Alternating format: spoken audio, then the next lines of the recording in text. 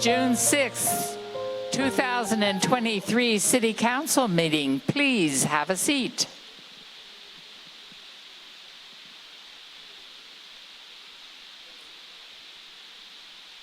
Okay, may I have roll call, please? Councilmember Brownstone? Here. Councilmember Rarback? Here. Councilmember Reddick? Here. Vice Mayor Jimenez? Here. Mayor Penrose? Here. You have a quorum. Thank you. And now we will do the Pledge of Allegiance, so please stand.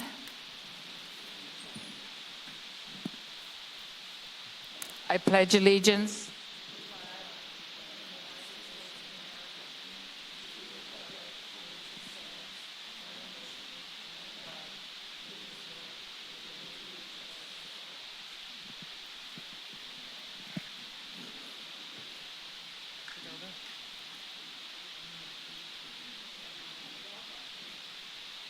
It's not on, Deborah. Tonight, we are honoring the graduates of the spring 2019. Yeah. Why does it say 2019 in here? 2023 NET program. That NET stands for Network, Engage, Transform. For those of you who don't know, Half Bay NET is a multi-week community academy that brings together participants in a weekly gathering for activities which focus on the services provided by the city: administration, public safety, recreation, the library, community development. I think the program helps people to get a better understanding of how the city operates and how decisions are made, and most importantly, it introduces community members to not only city employees, but also to other people who live or work here. So tonight we're going to honor these graduates who have not only met and spent time with staff and council members, but have also made connections with each other. And that's really what building community is all about. I want to tell this class on behalf of the council and the city staff how much we truly value the relationships we've developed with those that we didn't know before, and the relationships we strengthened with those that we did know. And we're thrilled at how the members of the class have connected with each other throughout the course of the program. I hope you'll use these relationships as we move forward together to help build community in Half Moon Bay and maintain and improve the quality of life for everyone who lives and works here, both for today and in the future. And before I turn it over to Colleen, who is going to be introducing the NET graduates, I'd like to ask any NET graduate from past years to please stand.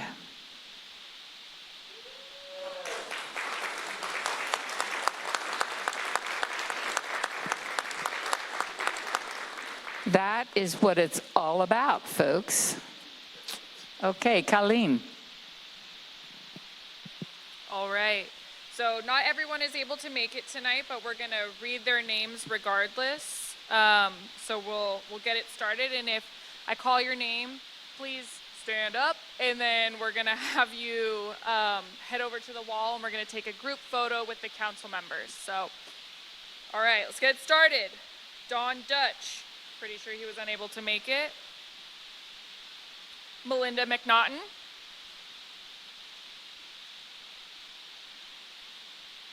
Pam Southworth.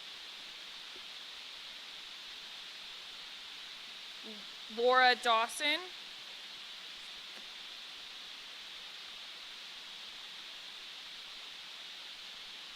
Mark Massara.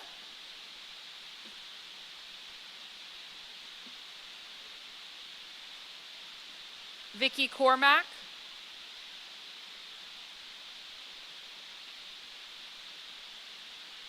Shaylee Collins. I don't think Shaylee's here. Liz Garcia. Also did not see Liz. Ryan Molyneux, not here. Dan Smolkin. I saw Dan. Thank you. Jan Gray, Russ Davis,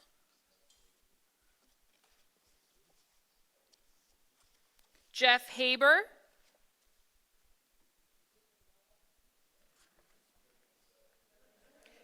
Katie Murdoch,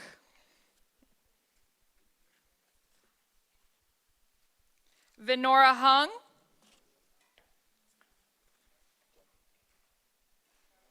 Kelly Kilcoyne,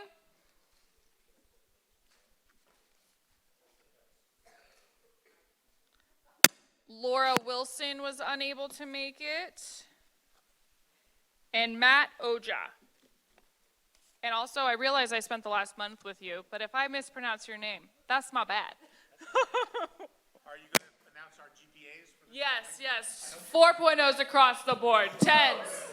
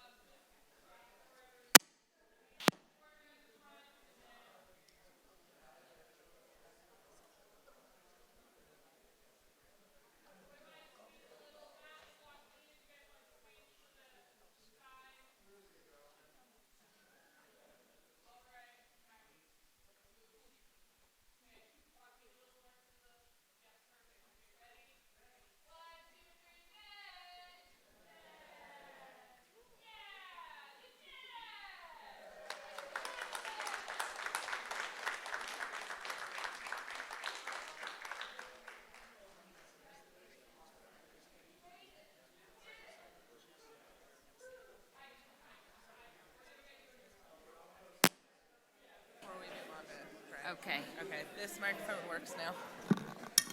It does? Yep, we switched it.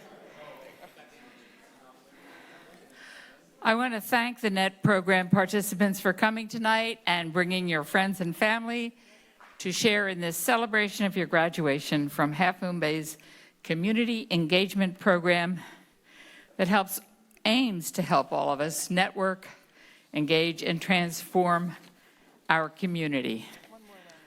Thank you all, and again, we truly appreciate the time you've given us. My hope is that you found it to be of value and that you'll use this as a jumping off point to do more great things for our community. How about a big round of applause for the NET class of 2023. Then Mayor, if I could, I just want to acknowledge Colleen Latier, Maggie Rodriguez, and Julissa Acosta, who took a existing pretty good program and made it exceptional. This was the first NET program since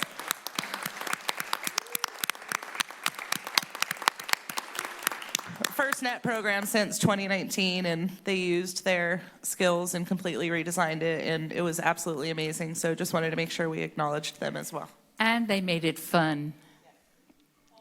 Yep. Okay, we're moving on to the Pride Month proclamation. June is LGBTQIA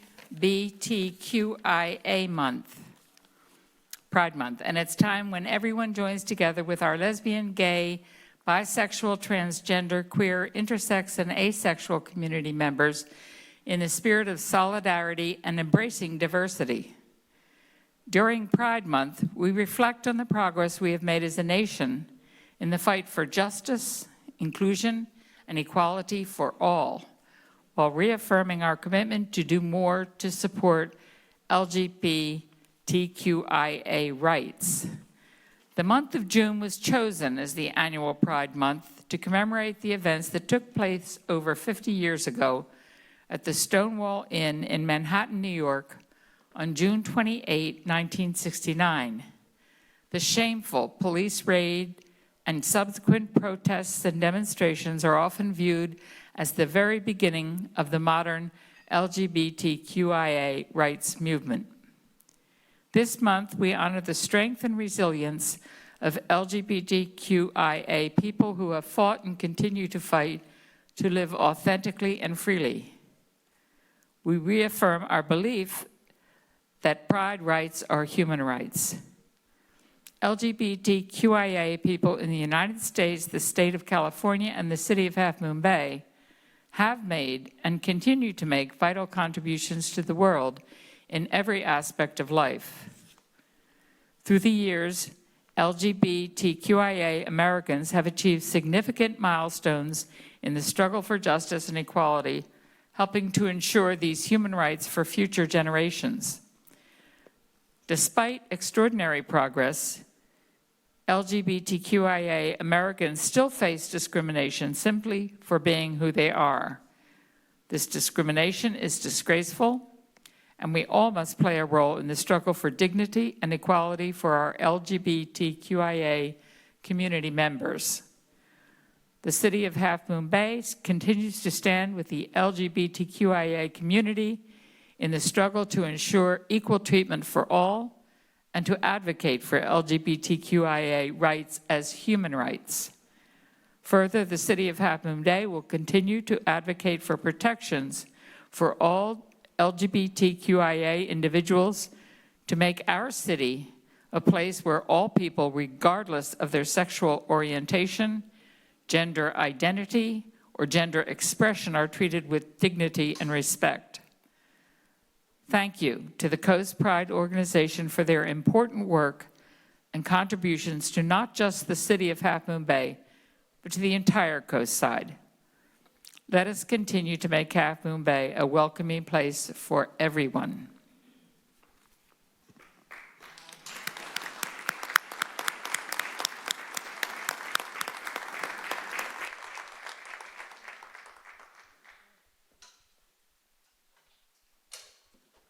Good evening, everyone. Hi. My name's Jenny Walter. I'm president of the board of Coast Pride. It's my honor to receive this proclamation today. Thank you so much, Mayor, Vice Mayor, council members, city manager, and the list really goes on because Coast Pride would not exist but for this amazing community, all of you, and all of our partners. Before I talk a little bit about the inaugural Half Moon Bay Pride celebration, which is I'm going to take a couple of minutes and talk about. I really want to do a shout out and a thank you because on June 1st, there was a wonderful flag raising ceremony, and the council was represented by Vice Council Member Joaquin Jimenez, who did this really heartfelt speech, and we're very, very grateful to him for doing that and representing the city. Matthew Chittister, city manager, emceed the whole event, and we had our very own chamber director, Crystalline, who spoke. Sean McFetridge from superintendent of the schools spoke. Our interfaith group, Coast Pride Interfaith group, which has 7 different denominations represented, they spoke. And then it ended with this really beautiful poem that the community wrote. And so we had a prompt, and the prompt was, "Queer joy is." And the community submitted different responses, and this beautiful poem came together. And so I invite you all to come visit the center for a personal tour, all of you as well as all of the participants here behind me and on the Zoom gallery, because I'd love to show that poem off and show the center to you, which is at 711 Main Street, and it is your community center. Coast Pride serves people of all sexual orientations and gender identities, and we welcome you. So. With that, I want to spend 2 seconds after thanking you for the proclamation to be very excited to share with you that Half Moon Bay is having their very first inaugural celebration on June 11th, this Sunday. And I will put flyers out at the table, and let me just tell you a little bit about it. So I'll take a look at the next slide, and our organizers are you guys, the city, without which we couldn't put this on. And the chamber, big shout out to Crystalline and Coast Pride. And the planning team members are a small and mighty team.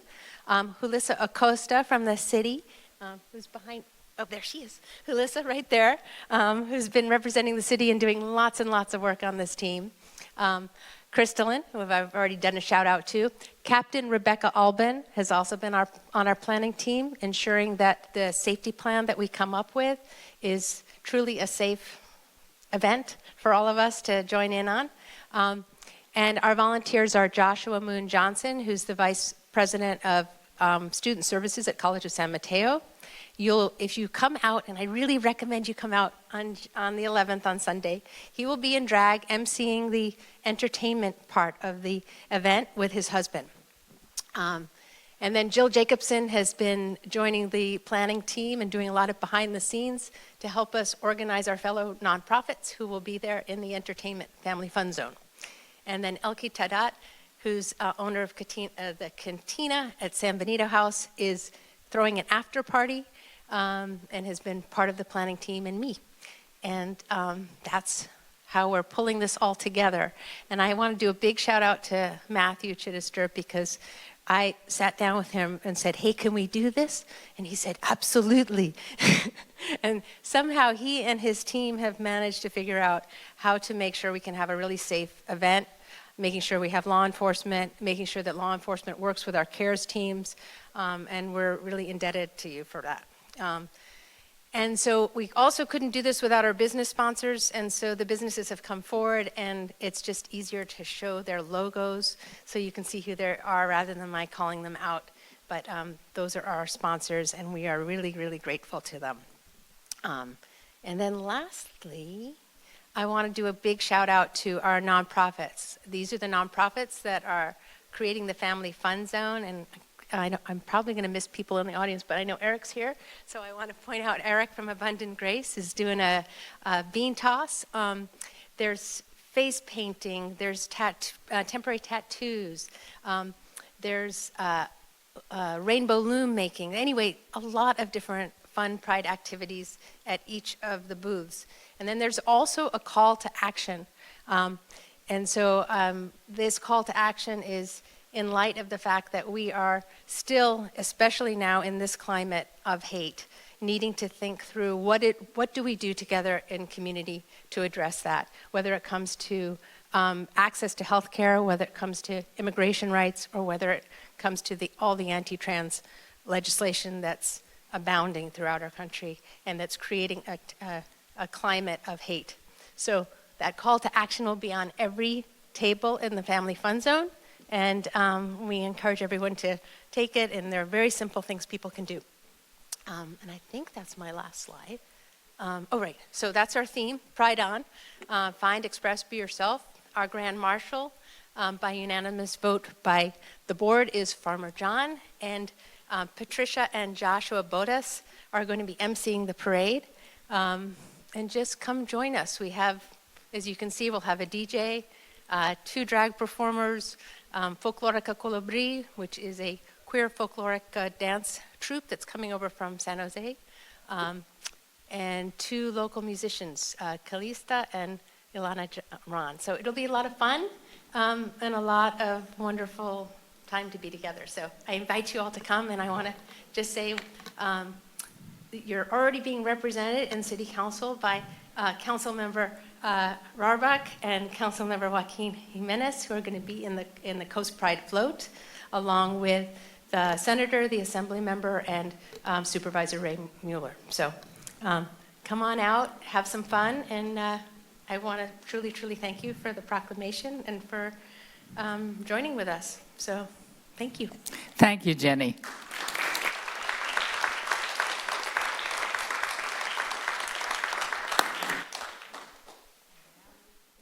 We have a Samtrans microtransit presentation.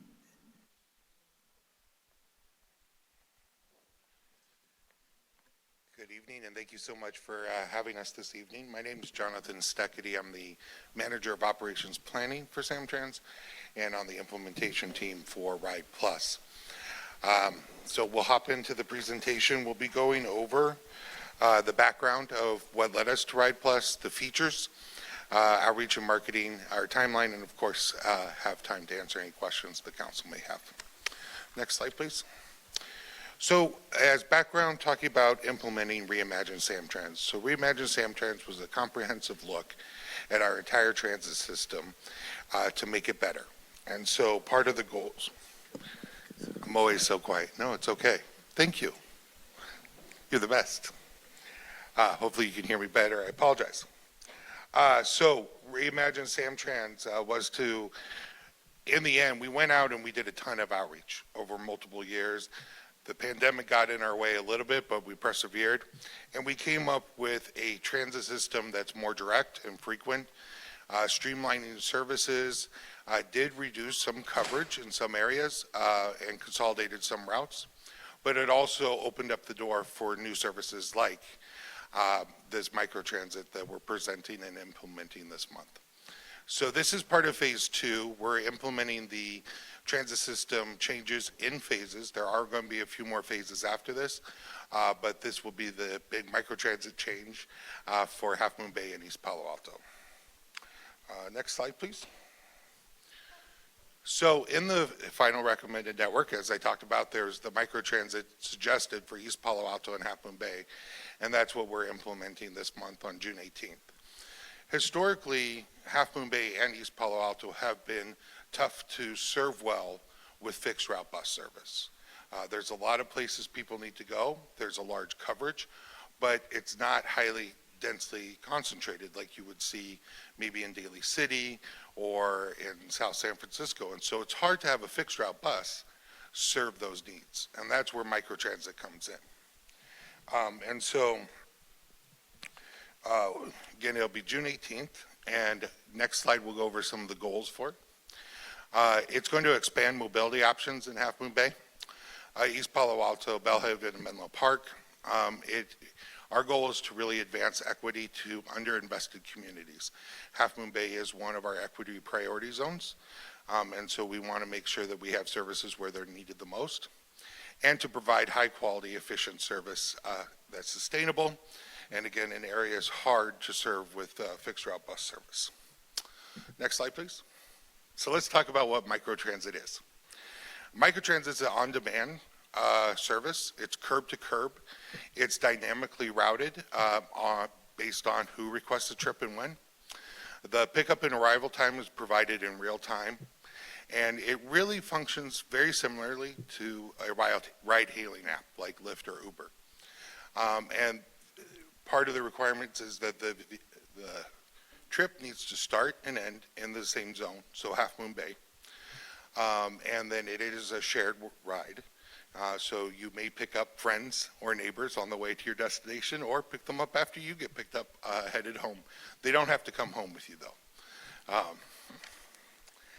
Next slide.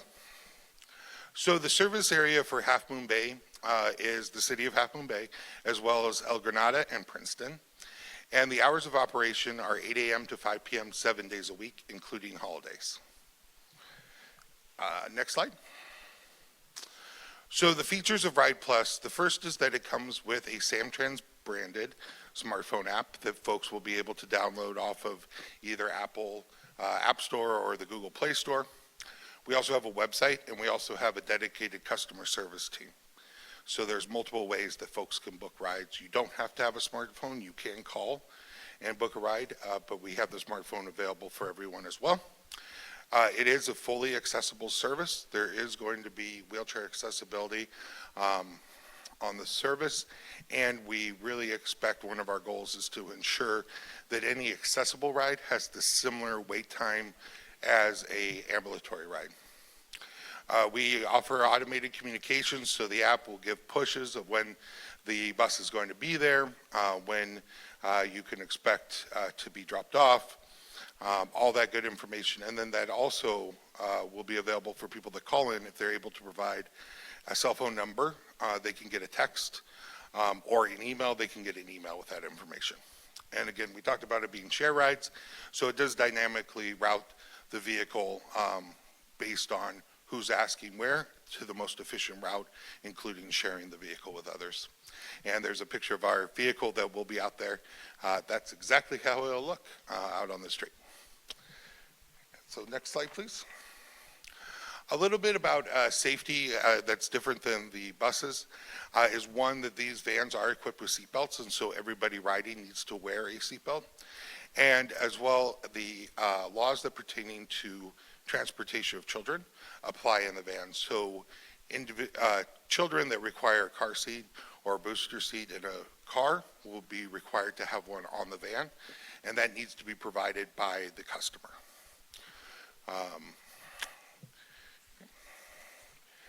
Next slide. Talking about our marketing. So hopefully folks have started or will be soon receiving mailers in the mail. We're sending it to every resident in Half Moon Bay. We also have our website, samtrans.com/rideplus. We're doing a bunch of print and digital marketing, of course the app, the vehicle branding, and really happy to say for the first 6 weeks there'll be no cost to the service, so it'll be free fares, so folks could try it out. Next slide, please. Talking about outreach, so we're happy to be out in the community, going to Strawflower Shopping Center, the Senior Wellness Fair, Moonridge Apartments, Make It Main Street. Very proud to be at the Half Moon Bay Pride celebration, 4th of July Chamber Block Party, and the mailers, as I alluded to, as well as a social media campaign. And you'll notice 4th of July is after implementation. We're not just going to stop promoting the service once it starts rolling. We want to have a presence and continue to grow it throughout the summer. Next slide.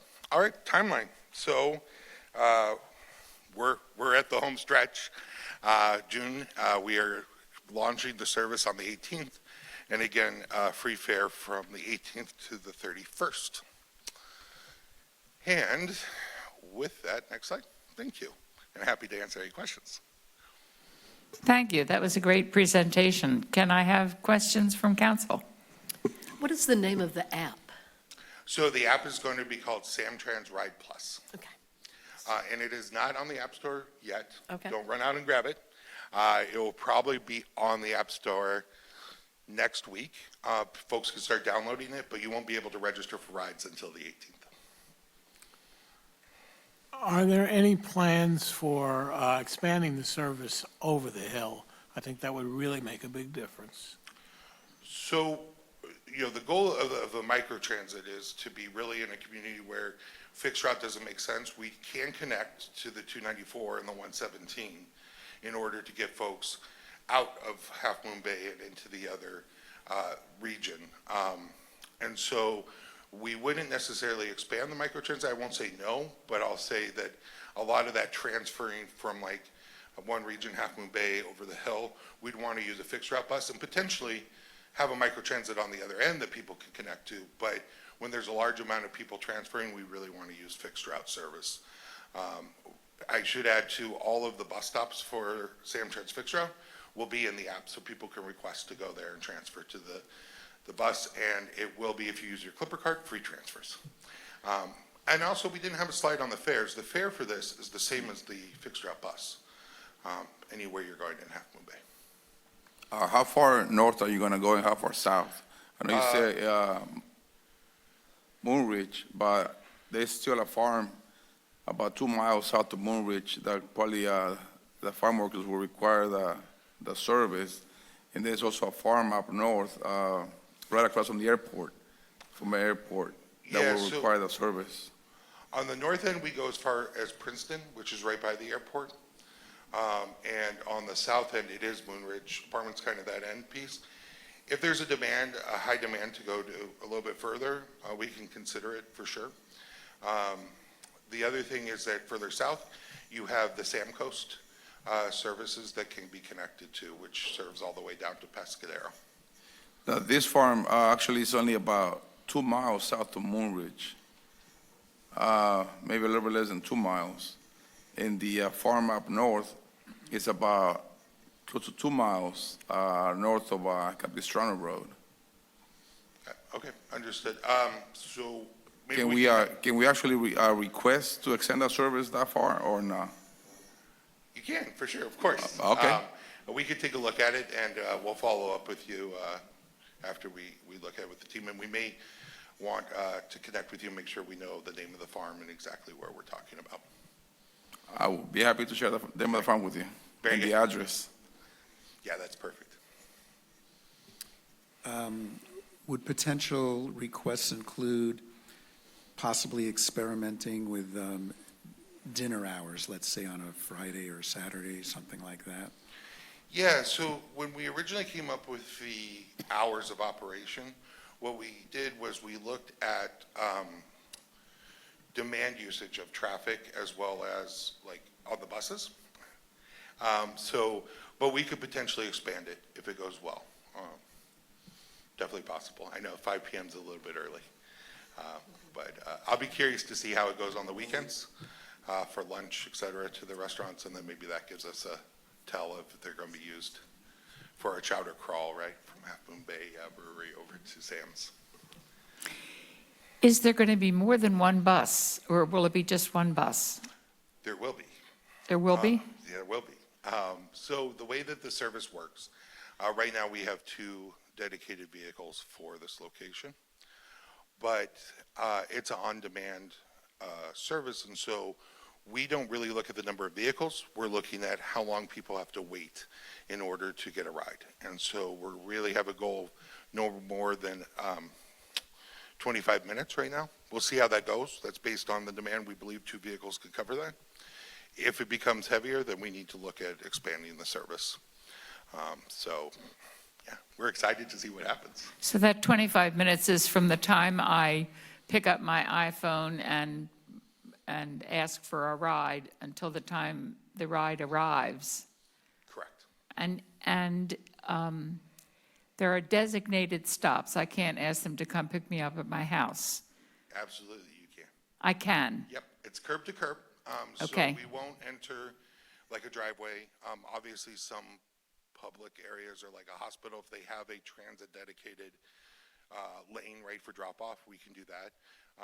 And it's address to address. So from your home down to Sam's Chowder House and back. And you can book, so you can book right away on the fly. You can also book up to 7 days in advance. So that if you know you have a trip coming, you can get that locked in. The other feature that I really like that we have is that we have 2 options when you book. Either I want to be picked up at this time, right, I'm ready to go, or I need to arrive to this location by this time. And if you say, I need to arrive by this time, then the app is going to route you so that it picks you up so that you get dropped off at the right time. You don't have to guess about how that's going to work with the share. Sounds like a wonderful program, almost too good to be true. I know. Little. I am sure that we will have unknowns, right? But we are really dedicated to this. This is a permanent service. This isn't a pilot. This is one here to stay. So we hope that folks use it and use it well. And that we really look at, we have a whole line of indicators of what means to be successful, including 5-star app rating surveys. So we'll really be looking at that, and hopefully this becomes a really meaningful service for Half Moon Bay that's expandable to other parts of the county and becomes really a great service that we could add to our complement of services that we offer San Mateo County. Excellent. It sounds just fabulous. Thank you. All right. Thank you very much.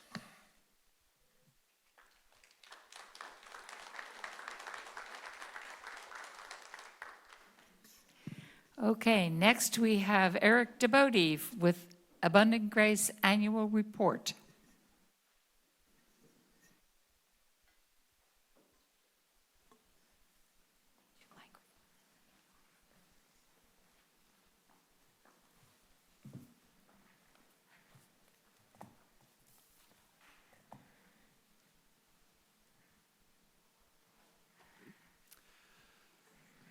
Good evening.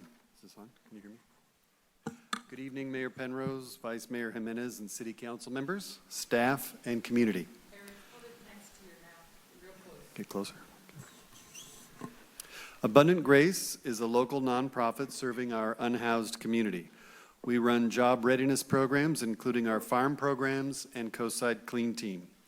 In 2021, with invaluable support from the city, we opened our Workforce Development Center, where participants can come find work, get meals, take showers, do laundry, receive case management, and gather.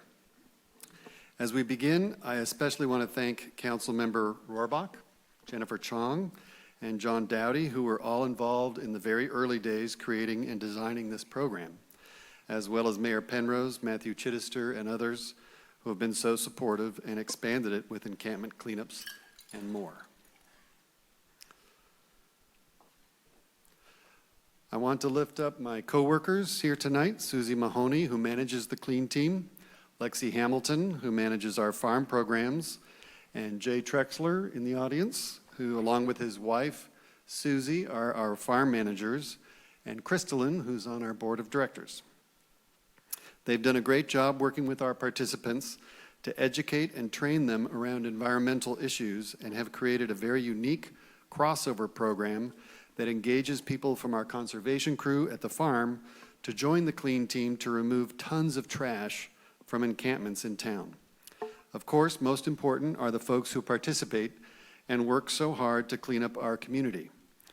Many of them have used their time with us well and moved into the shelter and even found employment and stable housing.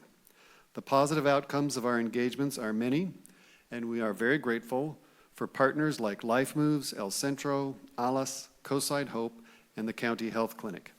Now I would like to introduce Susie Mahoney. Good evening. Since 2017, the Coastside Clean Team, comprised of members of our local homeless community, have been picking up debris along local beaches, trails, and neighborhoods in order to keep Half Moon Bay beautiful. In 2022, we had 126 unique workforce participants in the Coastside Clean Team. We have averaged 30,000 to 40,000 pounds of trash picked up each year. Our partnership with the city grew in 2022 when we added encampment cleanups as a separate contract. After going out with crews week after week, listening to participants' needs, and seeing where the most environmental impact was, I added these concentrated cleanups of local and abandoned campsites.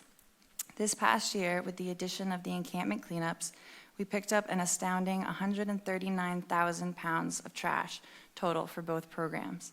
We are very grateful for the increased coordination with the city and Republic Services to remove trash from sensitive habitats. Some areas of focus have been Pillarcitos Creek, particularly before and after this year's flooding, and sensitive forested habitats. This prompted a few major cleanups behind Safeway and the post office, two projects that we will be highlighting in this presentation. This particular Safeway cleanup showed us all how much we could do. We are very proud of it, and it was our first big endeavor with the city to do a cleanup such as this. Over 20,000 pounds of trash were manually picked up in a small area. 2 industrial-sized dumpsters were filled, along with multiple dump trips with our own truck. We were amazed at how much we picked up at such a low cost to the city and taxpayers. So here are some pictures of the encampment behind Safeway before. You can see there's lots of garbage and a few permanent structures. And then this is after 2 days of hard work.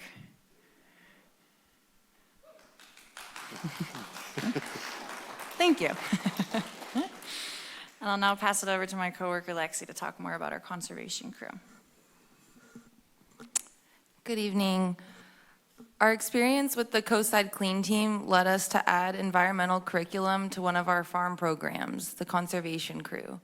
The Conservation Crew is a 6-week program that teaches participants environmental stewardship on Potrero Nuevo Farm, a 300-acre farm and wilderness property. We teach skills and concepts that are designed to foster personal reflection on one's own impact on the planet. Our intention is that participants develop a deeper environmental connection, which will transfer back to town where they live. Ultimately, this experience can help participants make a positive impact within the homeless community and sensitive environmental zones. We have developed an in-depth curriculum that covers a wide variety of relevant course content, as shown here in our curriculum flowchart. This 6-week curriculum teaches many concepts and skills, including general land stewardship, human impact on the environment, carbon sequestration, riparian zone awareness, marine pollution prevention, habitat restoration, and leave no trace policies. The conservation crew culminates with a special cleanup project back in Half Moon Bay. Participants work together to identify a location and goal, which they tackle together as a team. This is where we connect the conservation crew to our encampment cleanup program. Round 1 of the conservation crew this year executed their special project in April, focusing on trash removal from the encampment behind the post office. This was a powerful and brave moment because 2 participants who previously lived at this site were part of our group. They had recently been housed and wanted to be involved in the remediation of the area that they previously lived. So part of this project included us processing pounds of each material to determine how each type was impacting this riparian zone. For this particular project, we cleaned up 5,430 pounds, broken down into the categories reflected here. Participants then reflected on how different types of garbage break down over time and affect sensitive areas like Pillarcitos Creek and the Pacific Ocean. As you can see, the before picture shows many layers of tarps, plastic sheets, and other leftover debris and garbage. The after picture represents 6 hours of hard physical labor from this committed group of individuals. Our work together between Abundant Grace and the city has created something new and unique. This type of program and partnership is not occurring anywhere else in the Bay Area. Our homeless community is learning about environmentalism, and the Half Moon Bay community and our participants benefit greatly. Thank you so much for your time.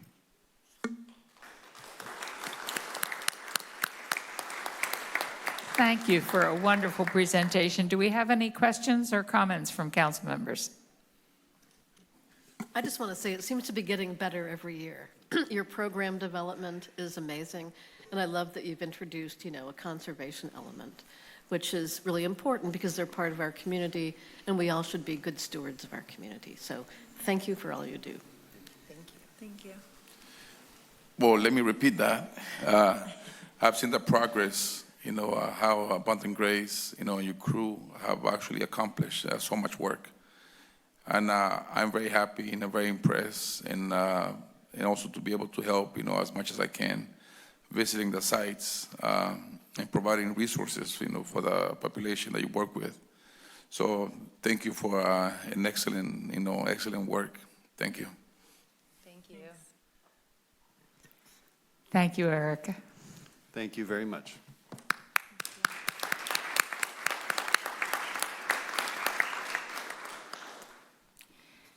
Okay, next we have mayor's announcement of community activities. I'm going to keep it short. I was going to mention the Pride Parade on the 11th, but we've already heard about that. The other thing that I wanted to mention was there are going to be free swimming sessions, swimming lessons at Half Moon Bay High School this summer. There's a poster out there on the front of Ted Adcock. But they're going to be occurring, they're going to be free, they're going to be 2-week sessions. There'll be 3 of them. The registration forms can be picked up at Alas, Coastside Hope, Puente, and Half Moon Bay Parks and Rec right here. Thank you. Next we have report out from recent closed session meeting. Thank you, Mayor. The council did meet in closed session before the regular meeting tonight to discuss 2 items, one item of existing litigation, and the second item regarding a conference with real property negotiators, and nothing to report out from either item. Thank you. City manager updates to council. Thank you, Madam Mayor. Before we get to those, there's another event I wanted to make sure people knew about. On Saturday, downtown, is our second, I can't call it annual because we had a break because of COVID, but our second Coastside Preparedness Day. So from noon to 4, come downtown. We have the Sheriff's Office, the Coastside Fire Protection District, city staff, county staff, lots of nonprofits and other agencies to talk about how you and your household can prepare yourselves for emergencies and work with your neighbors to prepare for emergencies. It was the first time we did this was in 2019. It was a really great event. This is our first time bringing it back, and we hope to see people out. There will be games and raffle prizes. It's a family event, so please come out this Saturday as well. With that, Julissa Acosta has 2 CM updates, and then we have a brief announcement from our Community Development Director, Jill Ickes. Julissa. Thank you, Matthew. Good evening, Madam Mayor, Vice Mayor, and council members. I am here to present 2 quick updates. The first one is the Leadership Awards. This program is to recognize the outstanding achievements and leadership of qualities of middle school and high school students who distinguish themselves as role models among their peers. Areas such as work ethic, community service, leadership, social responsibility, and or overcoming obstacles are considered in the applications. This year we received 14 applications from middle school and high school students. They were reviewed by a subcommittee and our city manager, and they determined who the winners were, which are the ones that you see on the slide. I wanted to share some of the goals that these students shared. One student would like to help out their parents to pay for their siblings' education. Another student said that they would like to pursue higher education for self-growth and to acknowledge their parents' hard work and sacrifices. One student shared that they like to pursue a career in aerospace engineering to give back to the world. And lastly, somebody would like to promote environmental education in the Cabrillo Unified School District. And so would like to recognize the following students: Magali Cepeda Mesa from the 12th grade, who will be receiving $1,000. Angel Tinetti from the 11th grade, who will be receiving $200. Fiona Polly from 10th grade, Jasmine Shaw, 9th grade, and Milagros Bautista, 8th grade, and each of them will be receiving $100. So, next slide.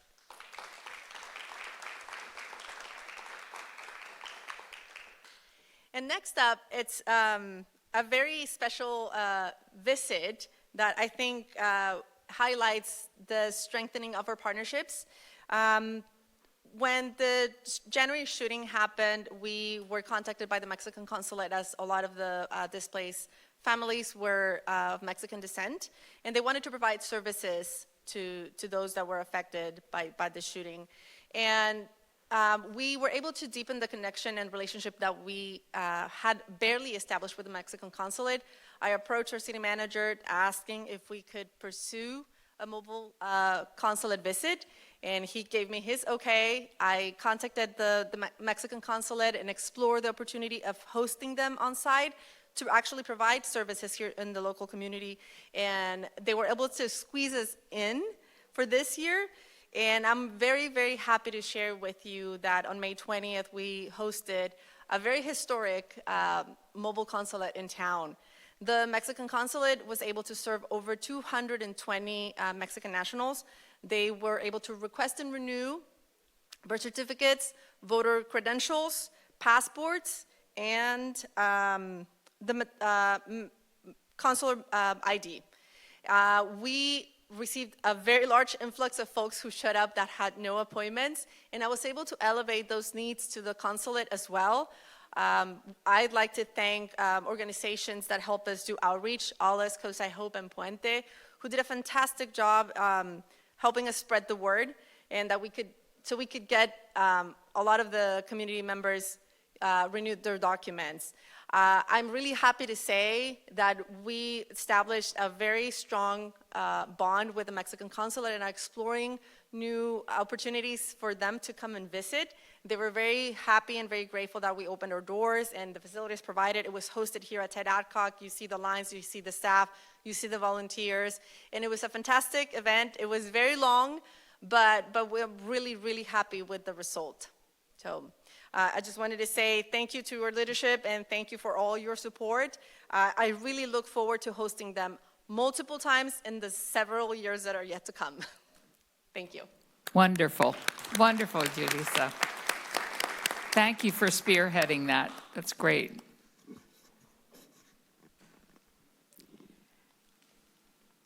Good evening. Okay. I have one more. Just wanted to take advantage of the room tonight to announce a meeting that we didn't get onto a slide.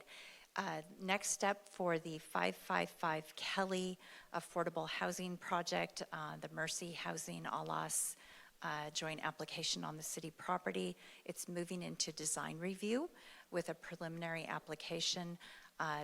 The first session will be this Thursday, the 8th, at the EOC at 9:00 a.m. with the Architectural Advisory Committee. We've been noticing this a lot, and we just want to make sure folks know about it, and they are welcome to come and observe the design review session. If you have any questions, just let us know. Thanks. Thank you, Jill. And now we open it to public forum.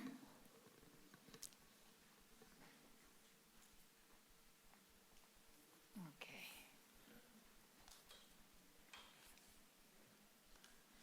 Our first speaker is John, I can't read the last name, begins with an H. Huta. Good evening, Mayor Penrose, Vice Mayor Jimenez, council members, city staff. My name is John Hutar. I'm the president and CEO of the San Mateo County Silicon Valley Convention and Visitors Bureau. And we're here tonight, along with our board chair, Fada Aiden, to thank you, your body, and the community of Half Moon Bay for the hospitality spirit they consistently exude when we work with the community here in promoting Half Moon Bay in the greater context of San Mateo County. Just want to highlight that we recently completed Restaurant Week, and in partnership with Crystalline at the Chamber, a number of restaurants were signed up, and we're very pleased that the Jetty Wave Distillery was featured on many segments of ABC7 News, which hopefully was an extra jolt for the Half Moon Bay restaurant community. On the consent calendar for you tonight is an item that you've been renewing for the past 22 years, and we appreciate that very much. We are transitioning our district to a different legislative platform, and we join the ranks of most other communities surrounding that have already gone through this process. Santa Cruz County, Monterey County, the city of Oakland, San Francisco, San Jose, to name a few. So hopefully as we go forward, we will take a little burden off your plate and not come back to you annually, but more in a 5-year cycle of interval.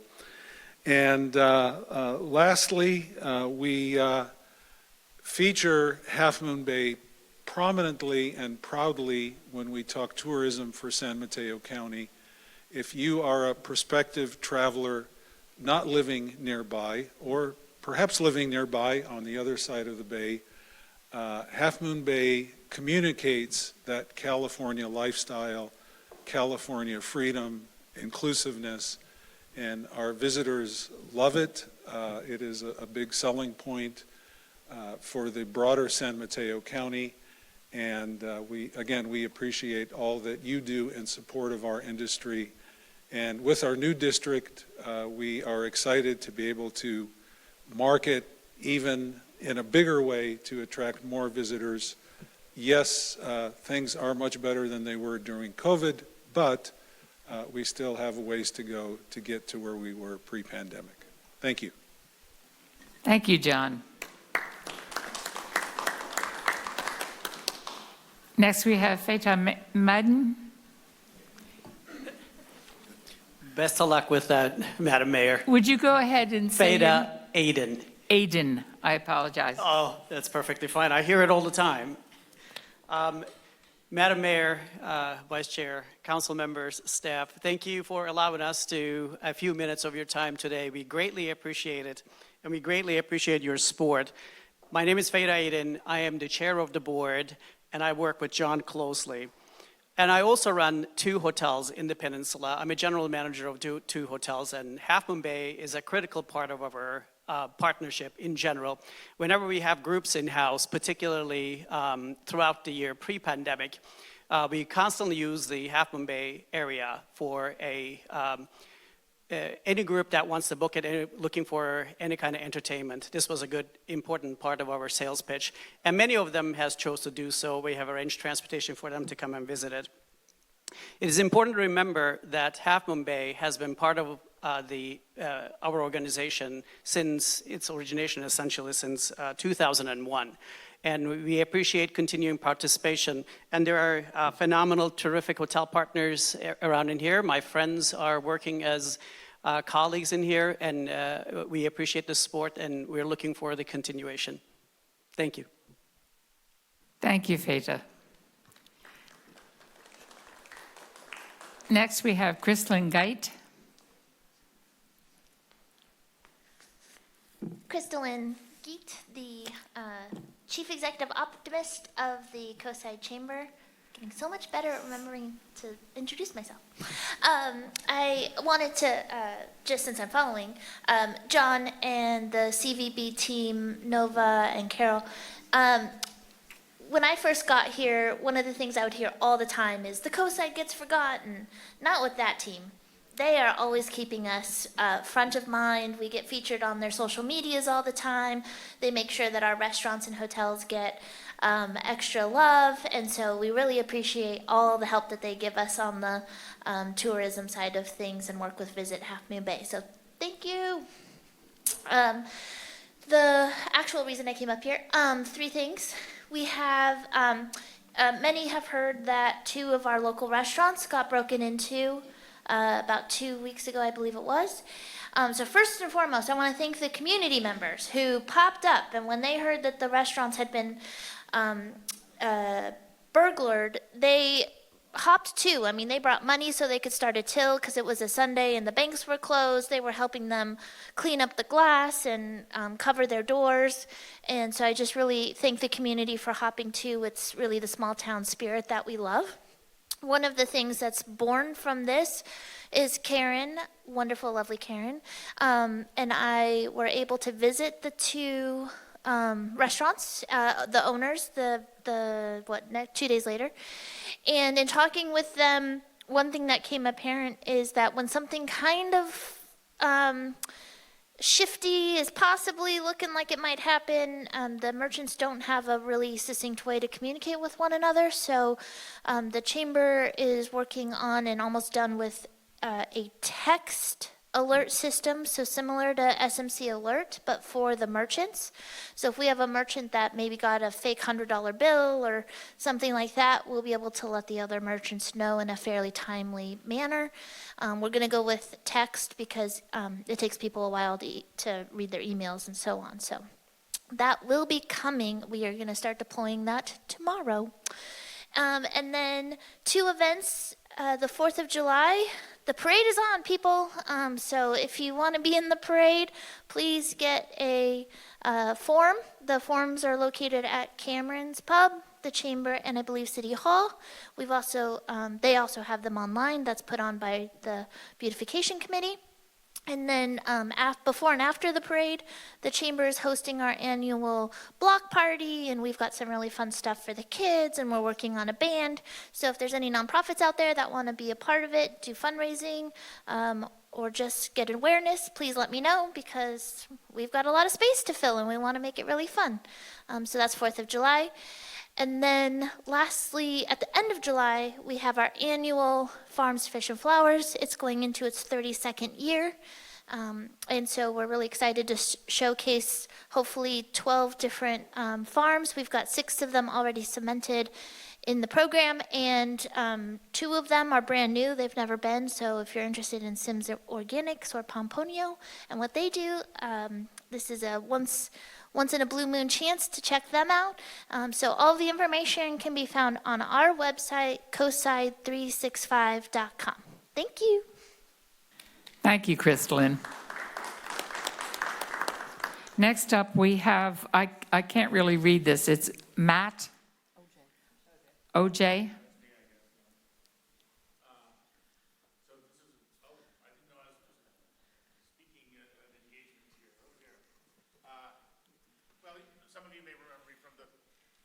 gondoliers project.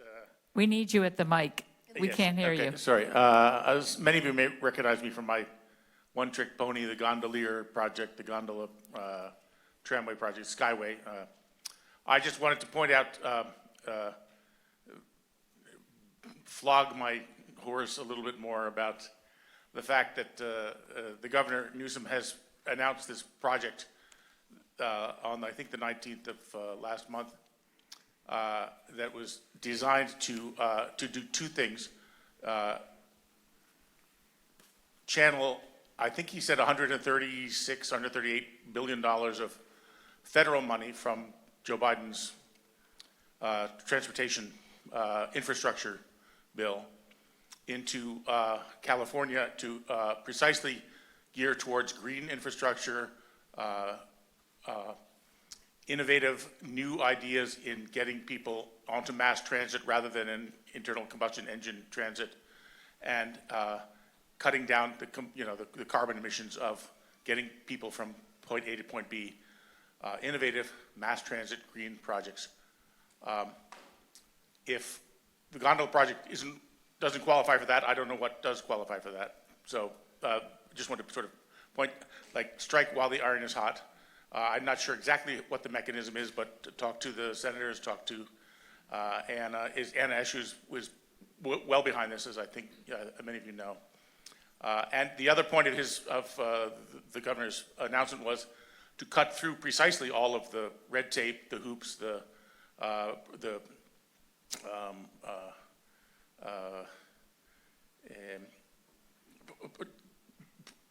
brick walls that one hits with getting permission, getting environmental, the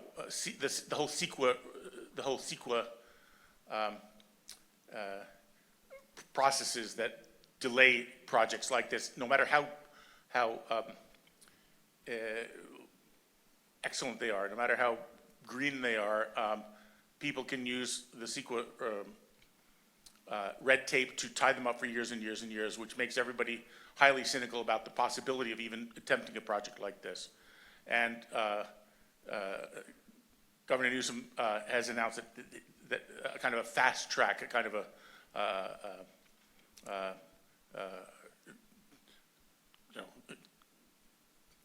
fast track progress for getting around all of the red tape that everybody complains about. And I just want to point out that briefly, this makes it an even better time, as if it wasn't obviously a good time to pursue a project like this that busts out of the old way of thinking about widening roads, digging tunnels, and just comes up with something new that is zero emissions, basically, that will get I don't know how many cars off of Highway 92, and so again, nothing more than that. Just a pitch for. We're working in various ways and various avenues to push the Coastside Skyway project, and that's probably all the time I need of yours. Anyway. Thank you. Councilmember Ruddock. Yeah, so last September, I was one of 7 mayors invited to a listening session with Antonio Villaraigosa, who was named the governor's infrastructure czar for the purposes of collecting ideas for expenditure of the state's take of the infrastructure bills. And while I was there, I made an ask for completing the East Side Trail for Highway 1, but I also mentioned Coast Skyway and gave a little pitch for Coast Skyway. So they were taking notes. It might be on their radar, but I just wanted to let you know that that's been elevated to the governor's office, and the governor had his staff there. So maybe for a feasibility study or something, but thanks for bringing that up. Okay, now we have Rocio Avila.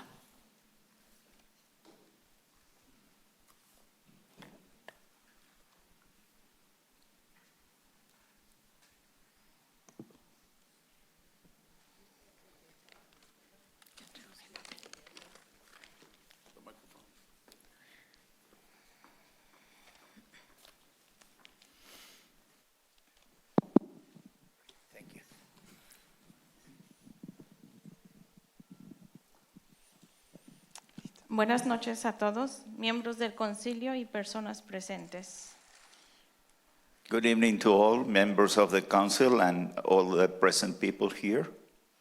Quiero agradecer todo el esfuerzo que se está haciendo por parte del concilio, del condado de San Mateo, de las diversas organizaciones sin fines de lucro, para seguir esta lucha por todas las personas que han salido y por todas las personas que han salido a hablar, a compartir sus experiencias, sus historias y la forma en la que vivimos. I want to appreciate and say thank you for all the efforts that is being done on the part of the council, the county of San Mateo, and the diverse organizations without any, all organizations like 501c3 for continuing this struggle, this fight for every person that has got out to speak and share their experiences, their stories, and the way that we are living. Thank you. Gracias a todos. A todo esto se está logrando que se aprueben las viviendas para personas que han estado anhelando una vivienda por años. Thank you for all of this, that we are achieving the approval of housing for people that have been, they have been wishing housing, a house for many years. El día 1 de junio del 2023, el gobernador Gavin Newsom anunció la distribución de $16 millones para apoyar a la vivienda en el estado de California. On June 1st, 2023, the Governor Newsom announced the distribution of $16 million for support on housing in the state of California. De los cuales $5 millones serán para el condado de San Mateo, from which $5 million are going to be destined to the county of San Mateo. Para la construcción de viviendas en Half Moon Bay. For the construction of houses in Half Moon Bay. Para trabajadores agrícolas. For workers, for agricultural workers. El gobernador también dijo estas palabras donde yo leí y me gustó lo que dijo. El gobernador dijo que California no es California sin trabajadores. The governor said these words that resounded on me, that he said, California is not California with these workers. Nuestros trabajadores agrícolas nos cubren las espaldas. Ahora es el momento de que nosotros las cubramos.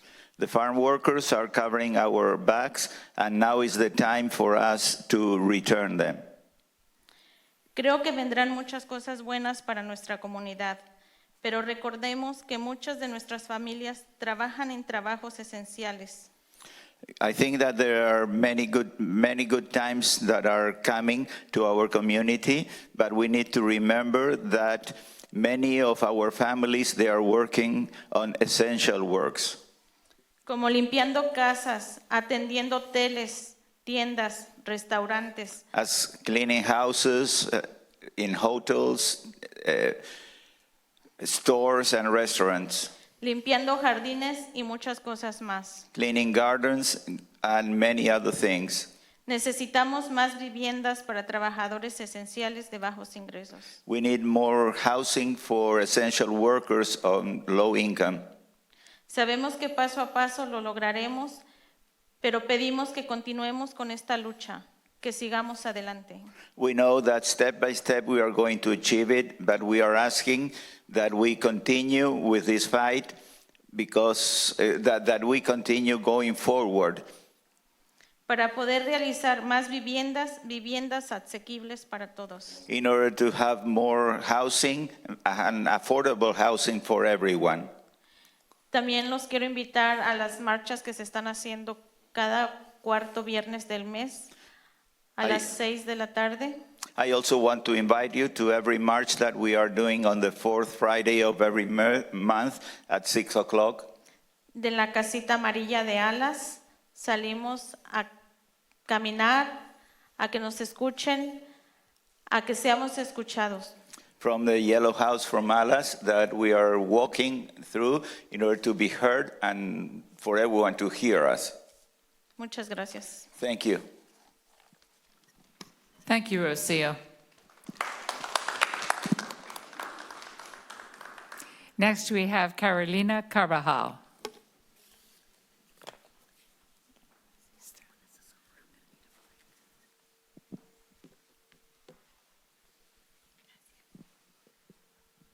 Muy buenas noches a todos. Good evening to all. Primeramente, darles gracias por la lucha que se ha hecho por las viviendas. First of all, give you thanks for all the fight that we are doing towards housing. Sé que es una lucha muy dura y cansada a veces. I know that it's a very hard fight and sometimes we get tired. Y gracias también porque hoy sabemos que hay ciertos proyectos que ya se pueden decir que van encaminados a la realidad. Thank you, because now we can say there are some projects that are already on their way to become a reality. Pero así como estos proyectos se están generando, sabemos que hay una necesidad más grande en nuestro pueblo. And as we know that these projects are walking towards a completion, we know that there are many more needs in our community. Hasta el momento no se ha podido suplir ni siquiera la mitad de la necesidad de viviendas que tenemos en Half Moon Bay. So far, we haven't achieved even half of the needs of housing in Half Moon Bay. Y sería triste que nuestro pueblo se vea afectado por un desplazamiento de la población latina. And it would be very sad that our city would be affected with the displacements of half of the population of the Latin population of our community. Porque lastimosamente la vivienda aquí es muy cara, adquirir una casa es muy complicado también, así que las personas tienden a mudarse a lugares que tengan una vivienda más barata. Unfortunately, paying a rent here, housing is very expensive, and not to say about buying a house that is prohibited for many. And that's why many people have to search for a place that is more affordable for them. Quisiera decirles que sería muy importante que comenzaran a ver de qué forma regulamos la renta en Half Moon Bay. I would like to say if would be very important if we can find a way to regulate the rent here in Half Moon Bay. Hay un estudio que dice que el 30% de la juventud está migrando de California porque no pueden pagar un apartamento. There is a study that says that 30% of the youth are migrating from California because they cannot afford a place to live. Eso se llama fuga de cerebros. And that is called like a leak of brains. Así que también quisiera comentarles que no quisiéramos que también se pudiera ver reflejado aquí lo que muchos de nosotros estamos viendo que está sucediendo en Florida. We would like not to see here as we are seeing happening in Florida. Si ustedes ven, Florida ahorita es un lugar fantasma, no hay personas obreras que estén trabajando. If you see Florida, there is like a phantom place because there are no workers, essential workers there. Lastimosamente, en este caso es por una situación de migración. Unfortunately, now this is a case of migration. Pero esa es la realidad que viven los pueblos donde los trabajadores tienen que mudarse. But that is a reality of a place where workers have to migrate, have to go. Eso es lo que le pasaría a Half Moon Bay si todas las personas latinas decidieran irse. That is something that would happen to Half Moon Bay is if the Latin community decide to leave. No hubiera personas que trabajaran para producir la comida. There were not workers to work and produce food. No hubiera obreros para construir los edificios. There were no workers to build buildings. ¿Quién cuidara de las personas mayores? Who's going to take care of the elders, De los niños. of the children? Somos una parte muy importante de este país y creo que ya es tiempo de, como dijo el gobernador, que nos comiencen a cubrir nuestra espalda también. And I think that it is a time, as the governor said, it's time to cover our backs too. Así que para mí en este momento sería muy importante que comencemos a pensar en una renta también accesible para todos. So for me, it's very important from now on to start thinking in a rent that would be accessible for people. Sé que ustedes quisieran darnos un hogar pronto, I know that you would like to give us a house very soon, pero no lo pueden hacer but you cannot do it porque hay que llevar un proceso. because there is a process that you need to follow. Mientras seguimos ese proceso para que lleguen más hogares, While we are going through that process to receive more housing, comencemos a crear leyes que nos beneficien a todos. let's create laws that will bring benefit for everyone.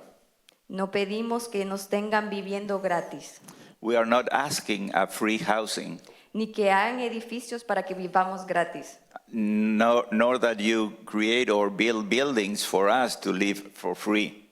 Porque al fin y al cabo eso lo que hace es que genera una carga pública. Because what that creates is generate a public burden. Y entonces vienen las demás personas y nos dicen, And then other people come and they say, los latinos son una carga pública. the Latin community is a public burden. Nosotros no queremos eso. We don't want that.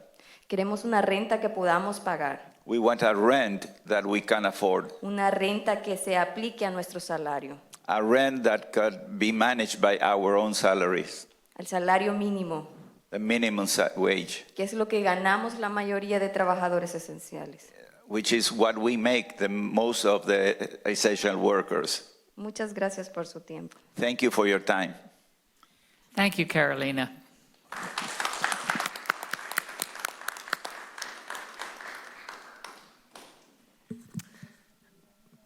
Yeah, I have Joanne Rokoski.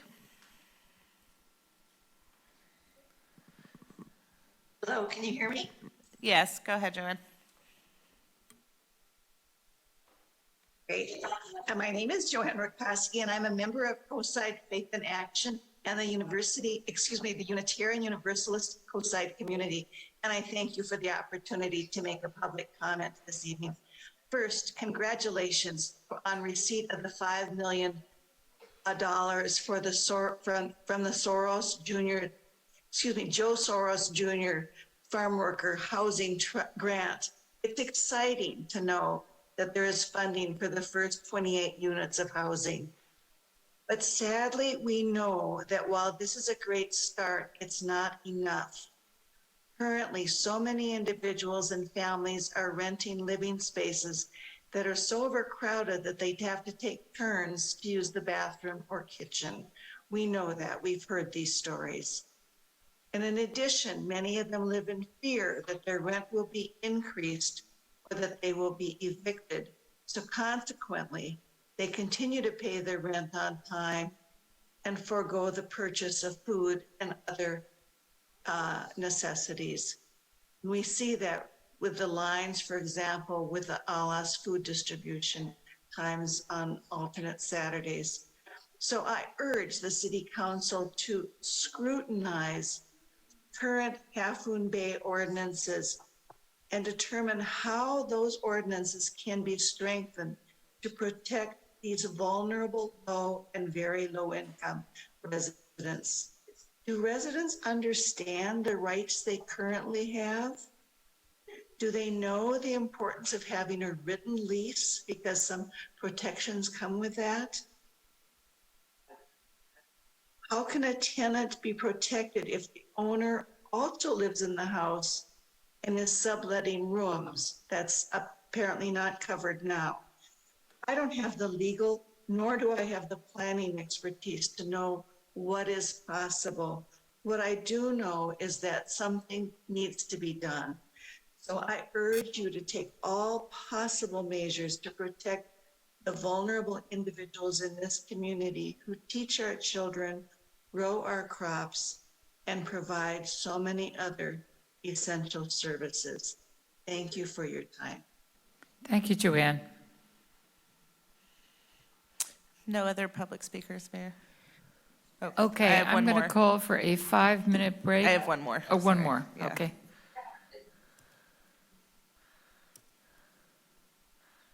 Oh. Blanca? Sorry about that. Can you hear me? Oops. Blanca?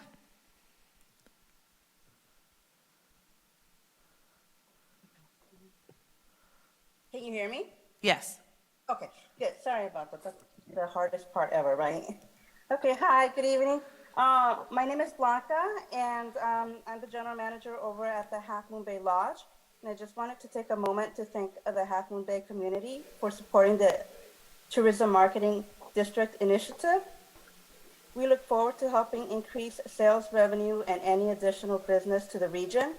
I know that the Half Moon Bay community is a tight community, but we look forward to sharing it with others and showing how wonderful it is. So that's it for me. Thank you so much. Thank you.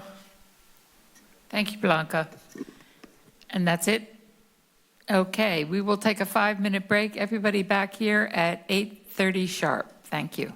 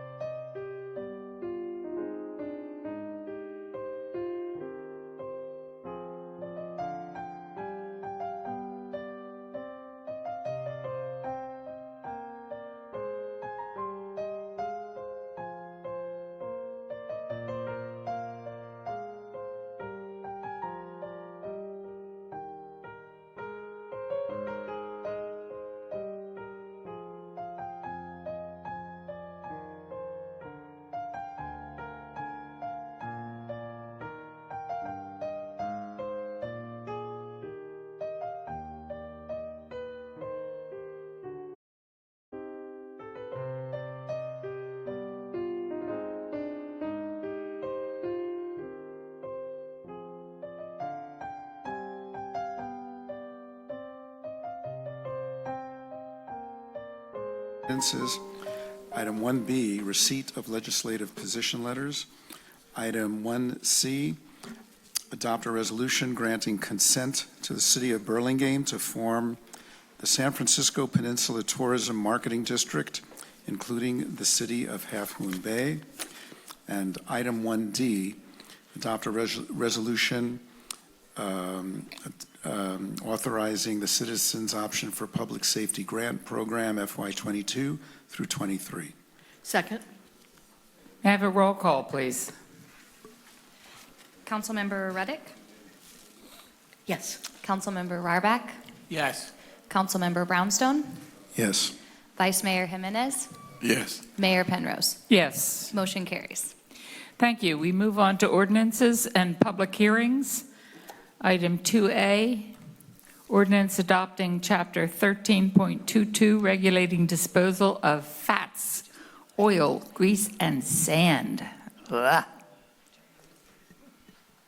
Madam Mayor, all we're looking for tonight on this item is a motion to continue the public hearing to July 18th, 2023.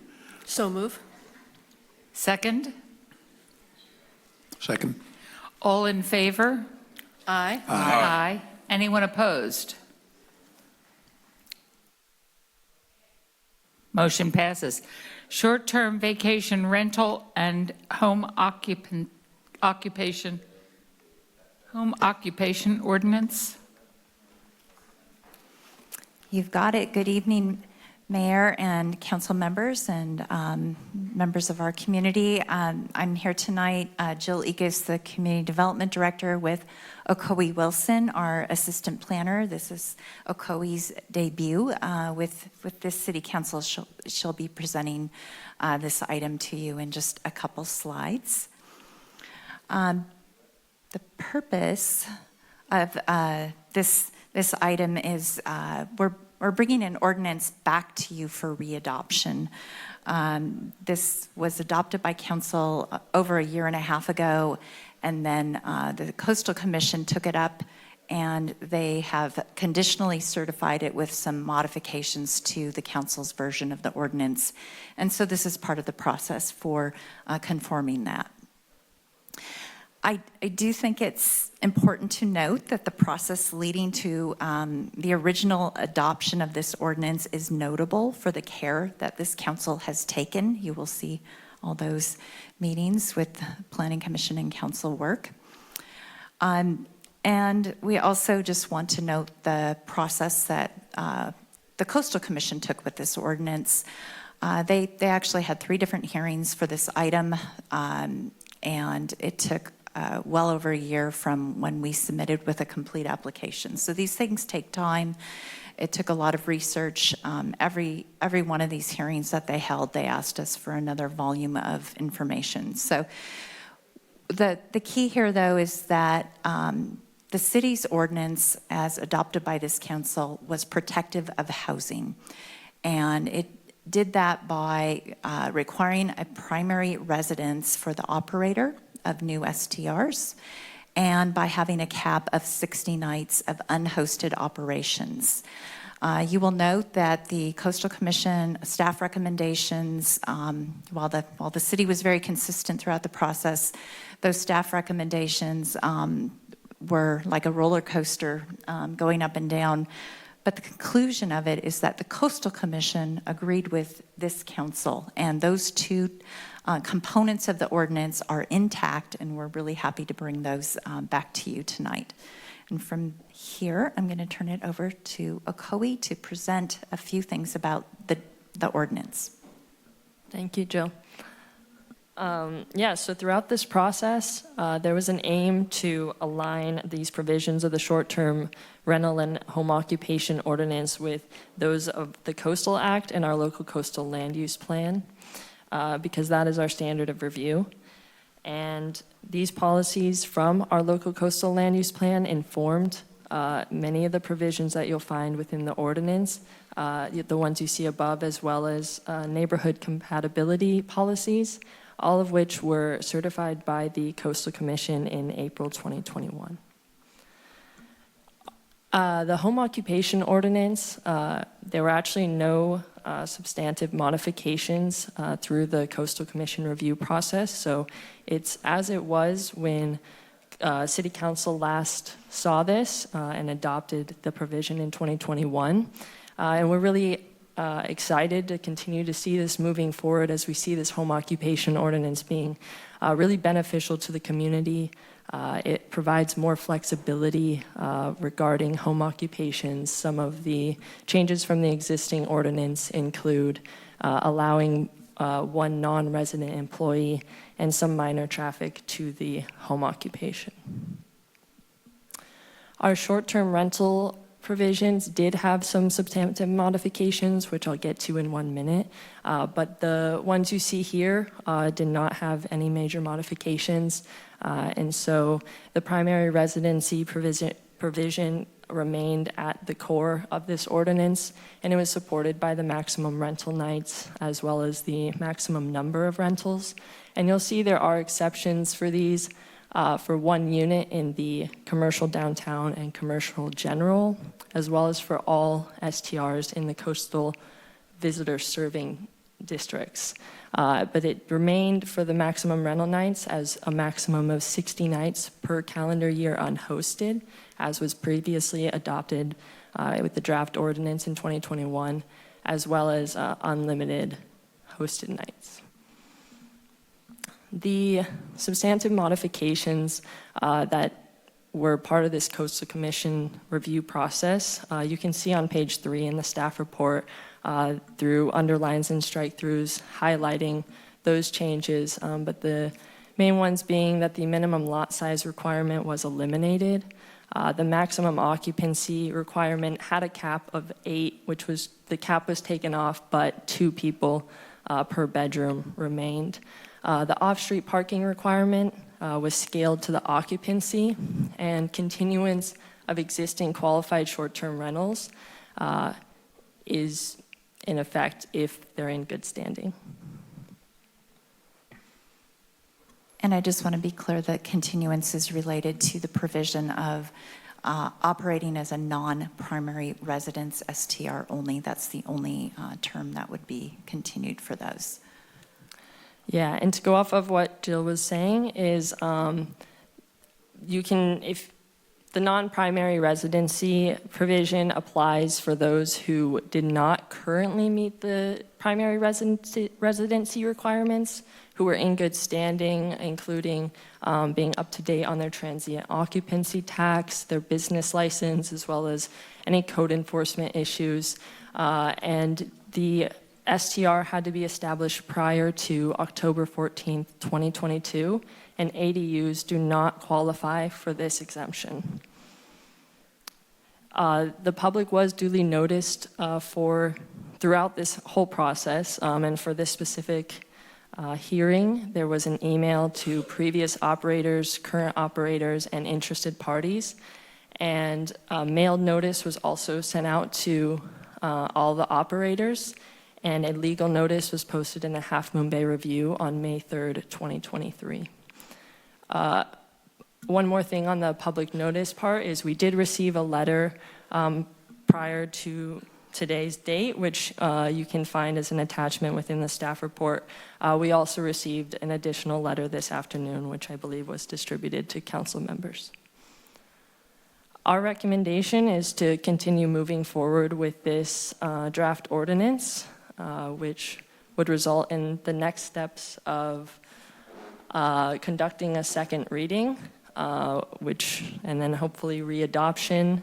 Following readoption, we would then submit this back to the coastal staff in order for their executive director to review it and check that it's in conformance. And following all that, the ordinance would be effectively certified. Should it not go that route, we would review additional next steps. And if you guys have any sort of clarifying questions, we'd be happy to answer any. Any qualifying questions? I can hold off till after public comment. Okay, we'll take public comment. The first speaker is Mariana Stark.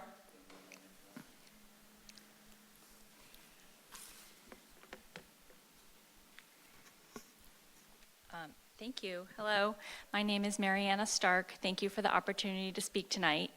I opened M. Stark Gallery at 727 Main Street in January. My contemporary art gallery features many Coastside and San Mateo County artists. I'm open Saturdays and Sundays 11 to 5 and Fridays 4 to 6 to catch people walking to dinner. As many of you know, art galleries are open to the public, no charge, offering a similar cultural offering as that of a museum.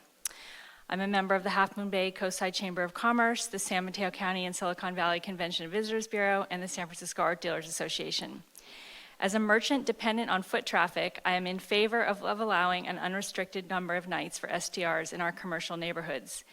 STRs in commercial neighborhoods increase the number of visitors who eat in our restaurants, shop in our stores, and enliven our community. I am deeply grateful to the community development team for recognizing the benefits of STRs in commercial neighborhoods and supporting the unlimited nights in this situation. With hotels, motels, and bed and breakfasts also present in commercial neighborhoods, it seems only fitting to also offer unrestricted STR lodging. STRs are different in character from those other categories, offering greater privacy and larger space. The weather and road conditions in January, February, March, and April hurt all downtown merchants. A few weeks ago, I called all my fellow downtown merchants to help sell advertising in the Downtown Association map. At least a dozen said they were in dire financial straits due to diminished foot traffic and could not afford even the lowest priced ad of $250. My building at 727 Main Street, south of Correas, is a 3-unit mixed-use building in the commercial downtown district across the street from Sacrilege Brewery, 2 doors up from IDES.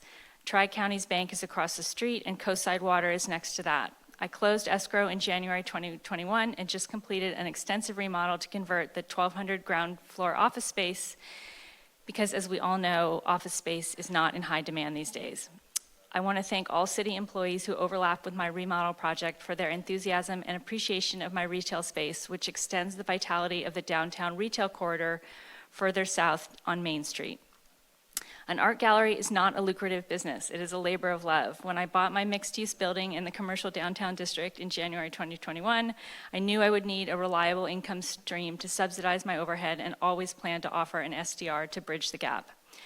I depend on the STR income to pay market rate property taxes, skyrocketing insurance, utilities, et cetera, which allows my business to stay open as I grow, which will realistically take years.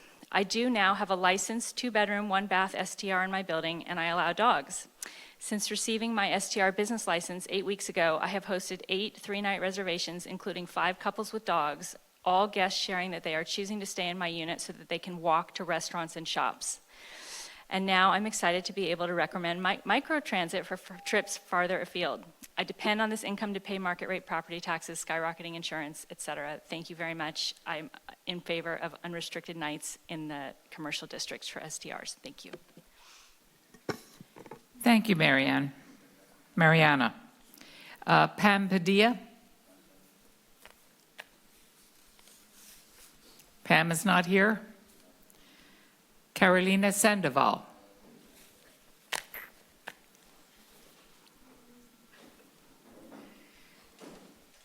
You look to me a lot like Carolina Carvajal. Yes, Se parece mucho a Carolina Carvajal. soy yo.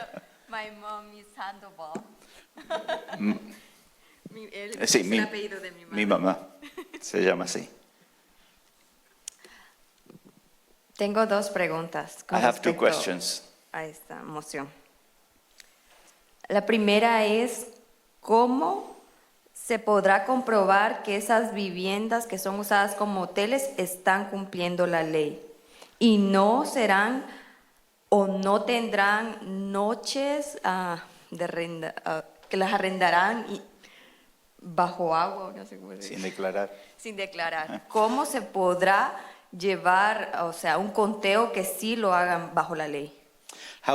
My question is, how are you going to certify that those buildings or those houses are complying with the law and they are, for the nights that they are going to rent it and not rent other nights underwater or under the table? Y mi segunda pregunta es, ¿cuál será el castigo o si habrá multa para las personas que hagan eso? And my other question is there going to be any punishment or any fee, that extra fee, or that those people that do that are going to be paying? Porque quiero hacer de su conocimiento que hay muchísimas casas que son usadas como hoteles y hay una gran necesidad de vivienda que las personas no quieren arrendar a las demás personas porque ellos se ven lucrados por una noche que lo rentan como hotel. Because I know, and I want you to know that there are a lot of houses that are being rented as if they were hotels, and there is a great need in people here, and there is no houses available because they want to rent it for a profit. Sabemos que es su propiedad y ellos pueden hacer con eso lo que ellos quieran. We know that that is their own property, and they can do with that property whatever they want. Pero si se va a hacer esta regulación de 60 noches, But if you are going to regulate these 60 nights, me interesa saber cómo se verá que sí cumplan esa ley. I would like to know how are you going to certify that that law is being accomplished or Y si taken no care la of. cumplen, ¿cómo se les sancionará? And if they are not watching that or those nights, what sanction is they are going to be receiving? Gracias. Thank you. Thank you, Carolina. Do we have anyone online? Yes, I have a phone number ending in 2633. You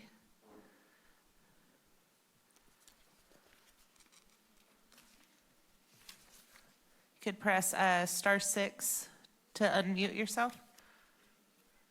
Yes, hi. My name is Mary Ann Giglio. Hello, can you hear me? Yes, hi, go ahead. Hi, yes. and I just wanted to make a couple of comments.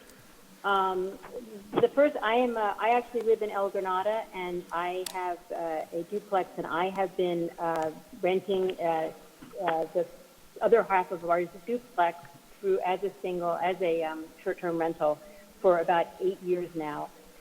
Our own home is not large enough to accommodate family and friends when they come from to visit, so this allows us the flexibility to use it for our own personal needs if we cannot rent it out, full-time and still be able to use it for visiting family.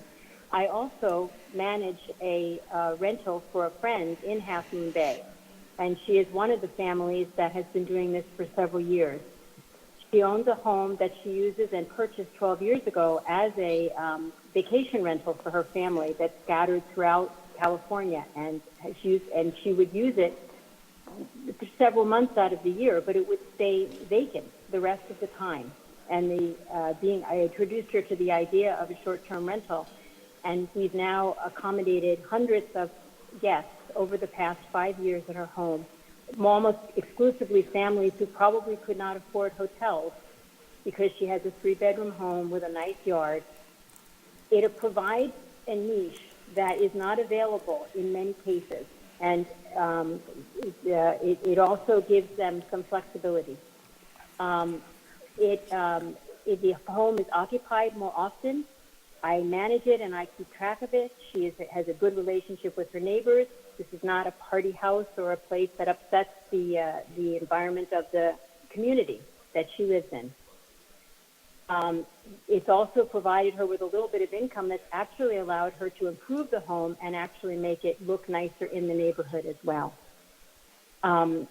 Unfortunately, although your speaker just said that many public notices were provided, neither I nor the owner of the home have been kept apprised. I received no notices of these things, and yet we're paying the occupancy tax. She's completely, abiding by all of the rules and regulations, and we're paying all of the taxes.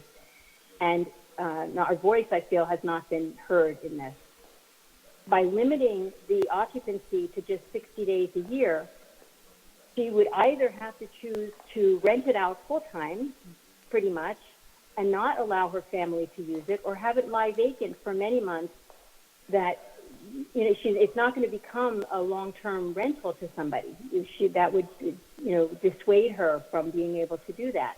So I wanted to just discuss this, bring this point up, that there is another point of view here. There's a niche group, perhaps, of people that don't fit into the mold that you've discussed, but I just wanted you to make you aware of that and ask why there was a 60-day limitation on somebody in this type of circumstance. Thank you. I have no other speakers, Mayor. Okay, bring it back to council. We will close the public hearing. Bring it back to council. Council, questions, comments? Do you want to give Jill an opportunity to respond? Jill, would you like to respond? Just briefly regarding notice, we believe that this concern relates to the letter that you received today. At least that's my guess. We want to note that this party did receive notices for the city council hearings and then maintain contact with city staff, but there was a very long period where the ordinance was in the hands of the Coastal Commission. The Coastal Commission staff noticed for their public hearings. That is not our responsibility. That is their responsibility. We provided our mailing list to them, which included all of our operators. And so we confirmed today that their mailing list, which we just used again for this hearing, included this particular party. And I'm not sure why they didn't receive notice or maybe expected that it would have come from the city, but the Coastal Commission hearing process was really the place at that point to bring forward concerns about the 60-night limitation on hosted rentals. This council had already made a decision in September 2021, and that's what we brought forward to the Coastal Commission and defended through that process. Thank you. Jill, did you want to respond to one of, I think it was Carolina's questions about how we enforce? I will try to do that. Of course, Carolina asked the big question, how are we going to enforce this? We're preparing ourselves to do that. It's not a perfect process, and some of it is going to be reliant upon neighbors who report, and that's already happening.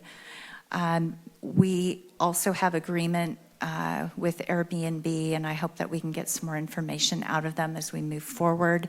And then, of course, the city has a contract operator, HDL, that oversees our TOT and business licenses and STRs. So we do have a number of systems, and I assume the first year we're going to be learning quite a bit. We've been preparing our application forms. You'll note in your next item that to answer the fee question, we're bringing fees forward for initial registration and annual re-registrations in your master fee schedule, anticipating that the short-term rental ordinance will be in place sometime a little bit later this summer. So there are fees involved in that, and I can reassure Carolina about that. What about penalties? Yes, so the penalties are tied to the city's municipal code that we already have for code enforcement and violations. The ordinance also has kind of a two strikes structure where any operator that has been found to be in violation of the ordinance on 2 occasions would then have an opportunity to can be brought before our review board for whatever that's going to look like at this point, probably a zoning kind of review. And they also have a right to appeal, but that could lead to revocation. So it's more than a financial penalty. Thank you. Yep. So one thing about relying on neighbors is it sort of pits neighbors against neighbors. So, maybe we need some sort of anonymous tip line or something to, create a barrier, if you will, so people don't get into spats. We'll take that into consideration. I think our online code violation system it's already provides an anonymous channel, but it might not be thought of as associated with this use. So we'll think about that. Yeah, I think it'd be good. Thank you. Also, Carolina, and you mentioned something that triggered the thought that, it might benefit us, at least, initially for the first few years, of having an annual review of the ordinance and outcomes and how it's going enforcement-wise. I don't want to add that to the ordinance tonight, but I think an annual review of something that's sort of new and complicated would benefit the community. I think we were already prepared to check in with you, just so you have a sense of how this may roll out. Once the ordinance is certified again by the Coastal Commission and it's in place, operators will have 6 months to register. So we would expect some of them to come in right away and want to take care of it, and others we may have to encourage them to get through that process. And after about a year, we intended to see where we are and check in with you, because at that point we will have conducted inspections and registration for hopefully the bulk of the operators that we have now. And so that's perfectly reasonable request. I think it'd be good just to get it on our annual calendar, like we do with Measure D. Yep. Yep. So that Good. would be helpful. Thank you. Thanks. Councilmember Brownstone. I just really wanted to commend the work of Jill and her staff. This was, as Jill pointed out in those initial slides, this was quite a process. There wasn't complete agreement between City of Half Moon Bay and the Coastal Commission. And we did have a couple of hearings, and we made our persistent and obviously influential arguments. And I think a couple of council members also were at that hearing. It was Councilmember Jimenez and our mayor and vice mayor were there, and they also made some compelling arguments on behalf of the community. And I really appreciate everyone's hard work. We were concerned, and we reached a great conciliation agreement and kept our good relationship with the Coastal Commission. And they were willing to listen with a willingness to change their mind. So thank you for all that hard work. I know it took a lot, and we appreciate it. Vice Mayor Jimenez. Same thing, thank you for the hard work. And I also want to acknowledge the community members who also came to the hearing. Actually, both times, Carolina, Rocio, Mari.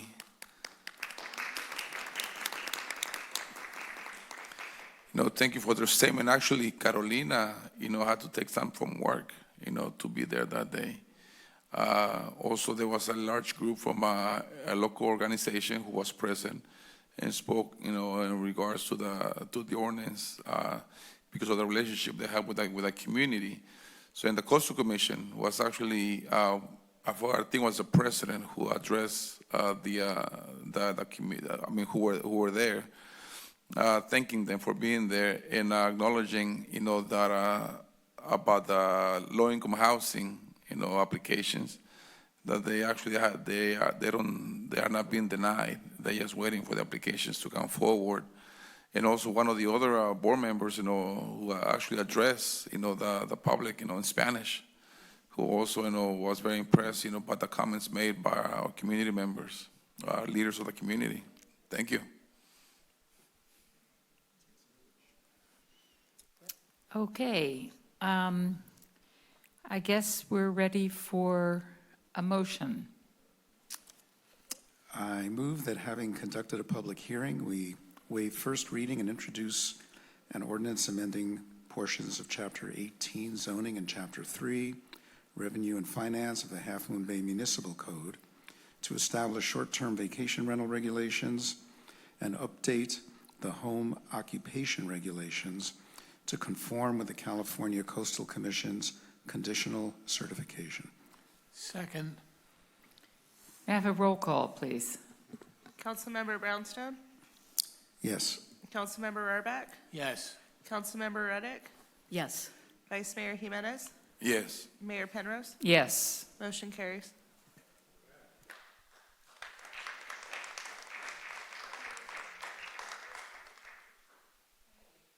We move on to item 2C, adjustments to cost of services, schedule user fees for fiscal year 2023-24.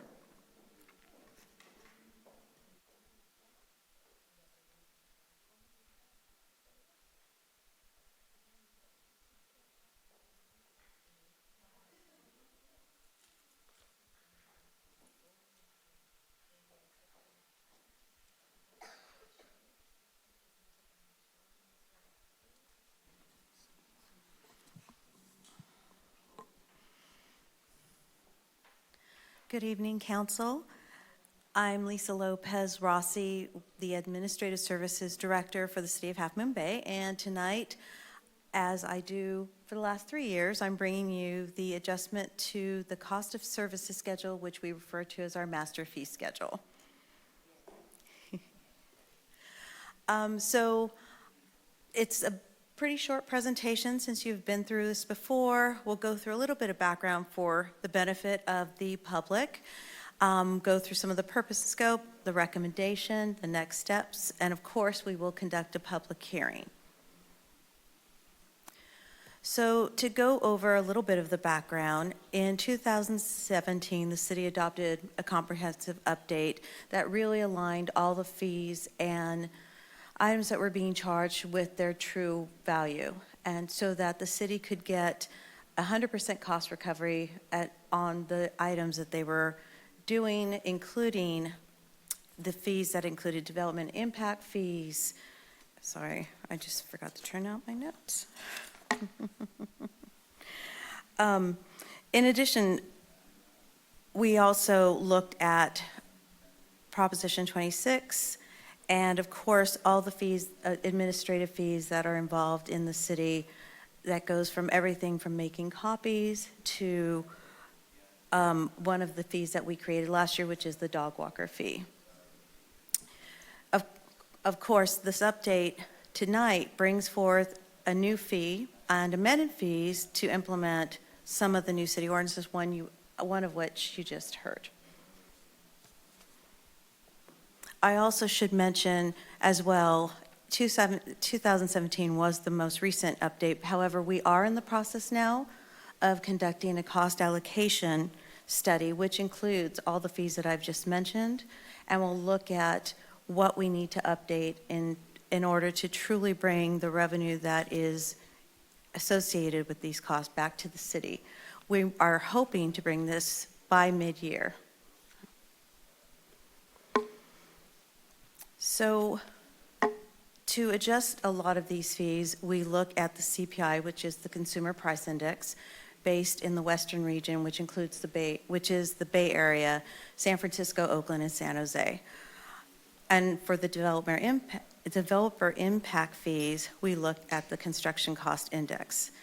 This year, we actually rate the CPI, it was actually a bit higher than even our COLA within the city was. So we actually elected to raise it only by the COLA that we've actually are doing for our own teams, which is 3%.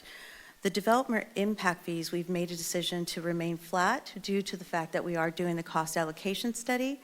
And so we hope that when we bring that back, we will have a true idea of what we need to be raising them to bring back the revenue we need off these fees. And the same went for the construction cost index. Last year it was at 26%. This year it still is over 20%. So we elected, some remained the same in hopes of the cost allocation study, revitalizing them mid-year, and others were raised with the COLA that we used for the other fees.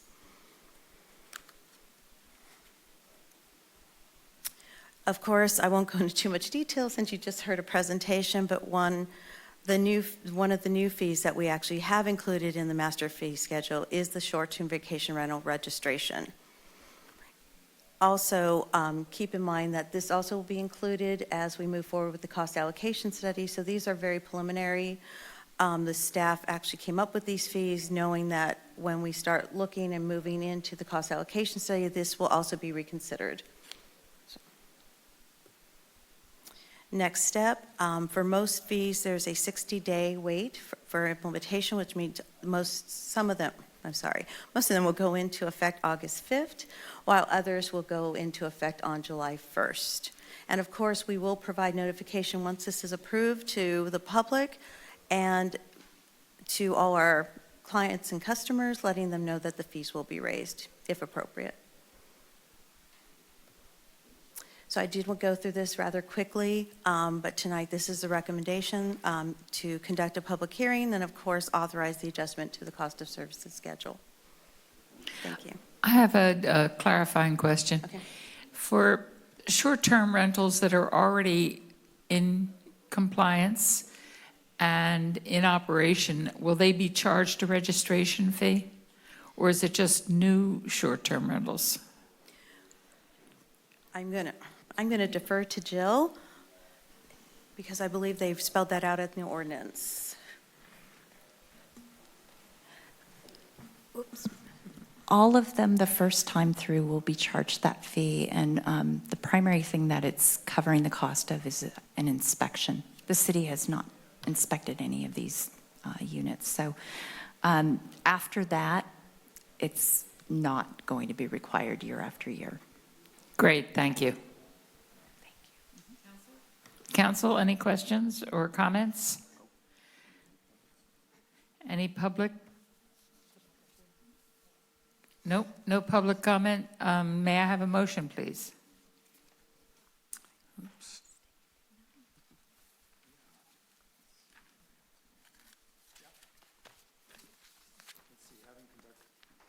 Having conducted a public hearing, I move that we adopt a resolution authorizing adjustments to the cost of services schedule, user fees for fiscal year 2023 through 24. Second. All in favor? Aye. Aye. Anyone opposed? Hearing none, motion passes.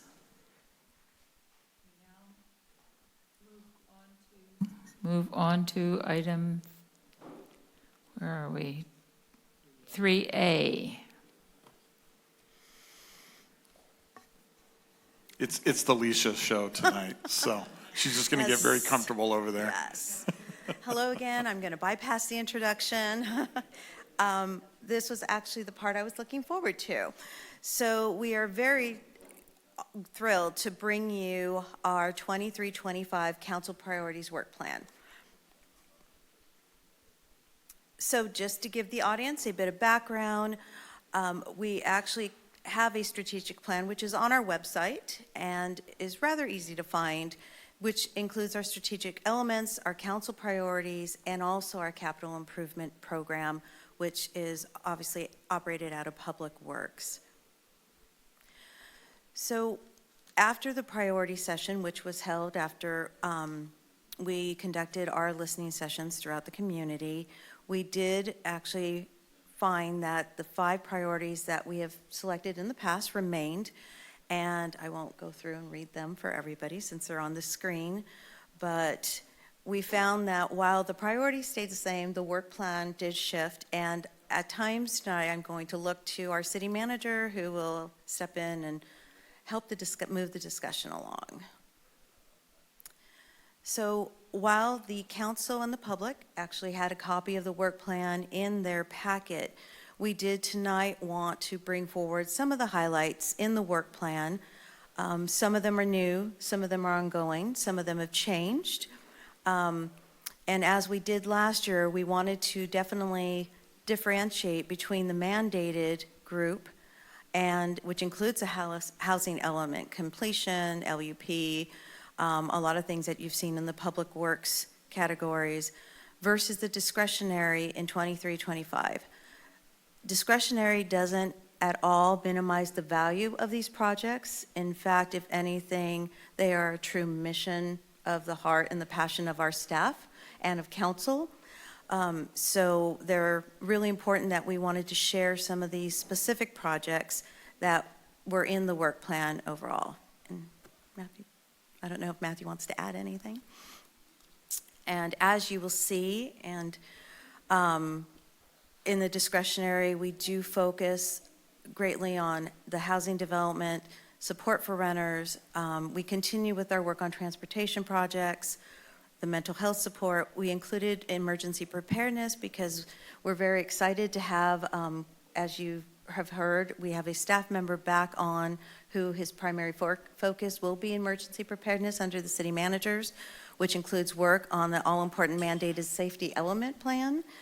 And of course, we're going to continue the work on downtown improvements and continue the work on our age-friendly initiative, which also includes work on a healthcare advocacy committee, which is looking at, oh my God, I'm trying to get the word. Well, I'm bringing healthcare to the coastside by annexation. Oh. Looking into, sorry, I was blank there for a minute, but looking at the annexation of a healthcare district within the coast, and also bringing specific healthcare such as an urgent care or emergency care type of facility to the coastside. As we learned this year with the highway shutdown, that is definitely a need that we need to consider very seriously. So I will go on to recommendations. I know there's probably a lot of discussion that you'd like to have or questions you'd like to ask of staff. And I'll just jump in here. Thank you, Lisa, for all of your work on this. Lisa led the effort this year from beginning to end. And what we presented is our proposed work plan. We think it's a realistic but aggressive work plan to accomplish, a variety of important work areas that were brought forward through the process. It's important to us that the community sees the feedback they provided to you reflected in this. And I think it's important to you that you also see the priorities that you've selected reflected here. This is a proposed work plan. It's open to adjustment and change based on what we hear tonight before we finalize it.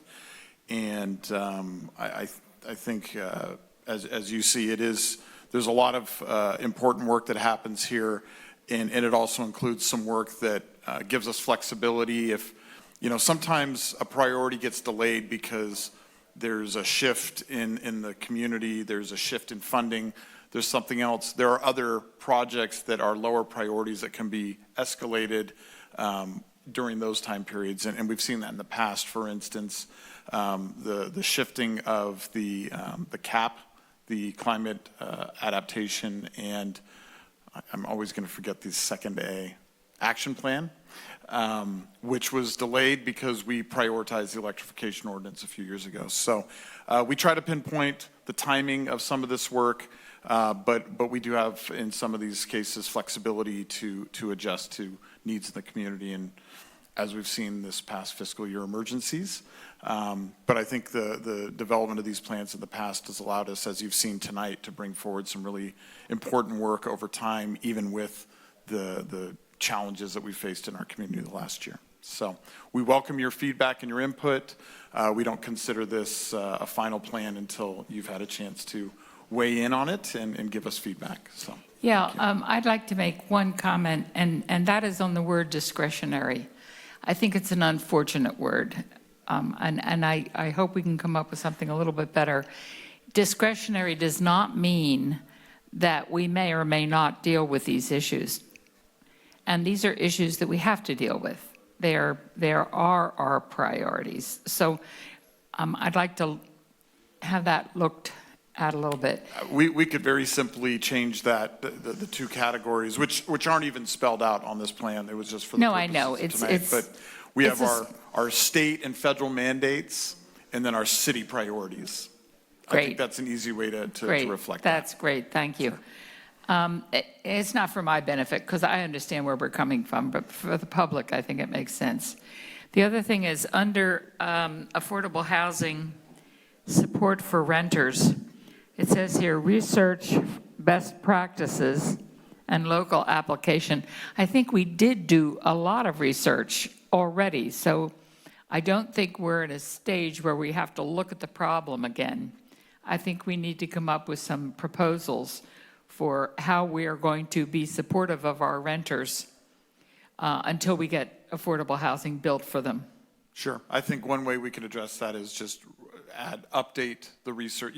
Things change over time, but yes, you're correct. A lot of work has been done on this in the past, and we just need to update and confirm that research before we move decision-making forward. So that's, I think, a simple change. The law has changed in some cases, too. Exactly, Yeah. exactly. So, but yeah, we're not starting from ground zero, I think is the point you're making, and we need to clarify that. So we'll do that. Great, thank you. Councilmember Rohrbach. The staff report included 3 items that I'm glad were in the staff report, things that we have brought up at the priority setting session. They weren't mentioned tonight. I hope it's not an oversight. The first item is the investigation about annexing Moon Ridge, Miramar, the farms along Highway 92. I think that's an important priority, and it shouldn't slip through the cracks. The second item has to do with investigating broadband, community broadband, and how we can work with Midcoast, the county, and the Middle Mile project. I think that's another really important thing, it was in the staff report, and I was thrilled to see that, and then it didn't come up tonight. I don't know why. The third item is what Matt has mentioned, and that is to begin to investigate how we can fund a feasibility study for a coast skyway. That's another green project that might, in the end, be very beneficial to the city. So I hope those three projects get looked into. I understand that it's going to take a lot of time, money, but, you know, a journey of 1,000 miles begins with one step. So I hope we start. Thank you.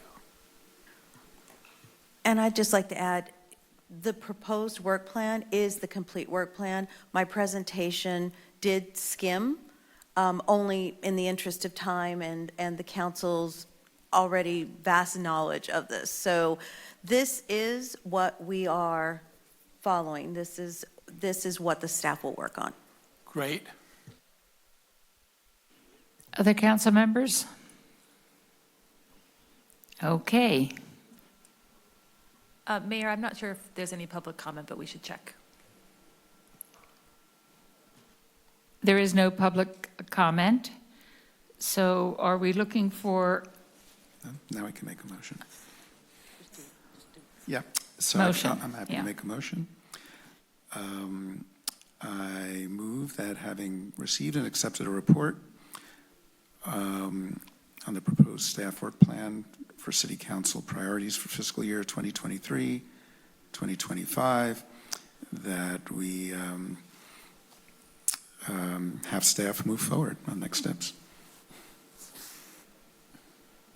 Could I have a second, please? Second. All in favor? Aye. Aye. Anyone opposed? No, motion passes. Thank We you, move now to item 3B. Fiscal year 2023-24 recommended budget.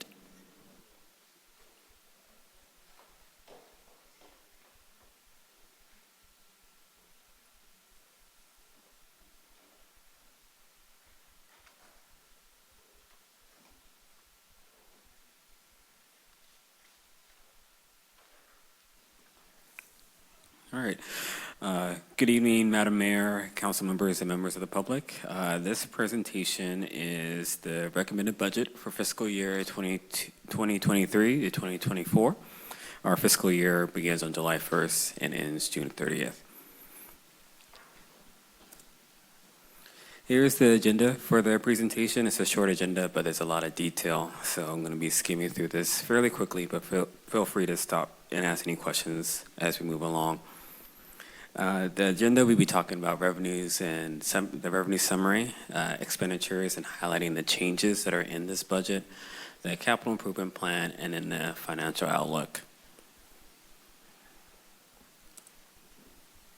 So here is our revenue summary for next year. We have the top three pieced out.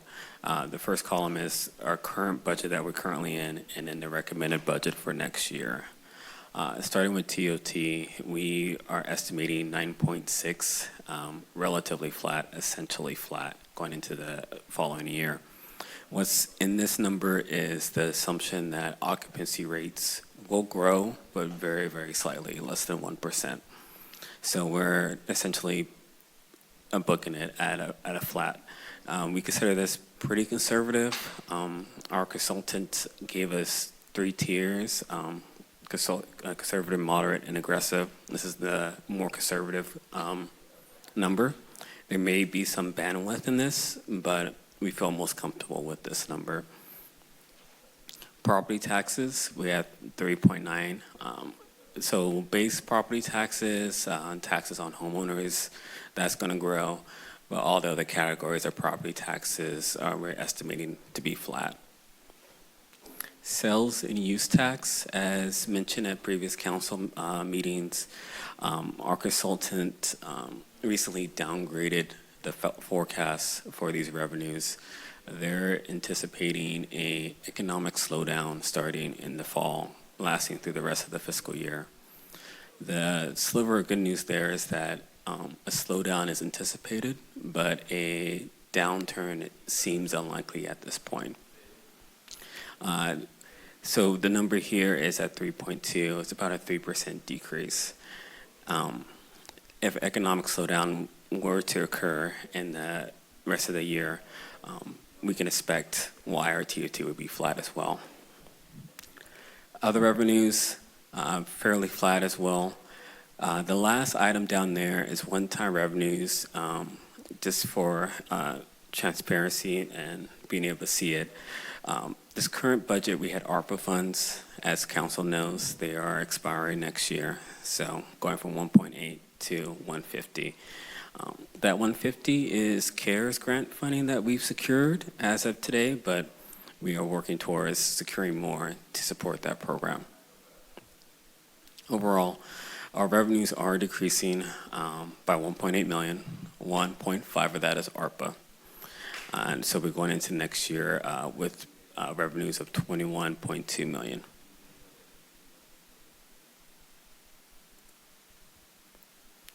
As mentioned before, this budget is relatively flat regarding revenues. ARPA funds have ended, and it's flat due to an economic slowdown that we're assuming and planning for.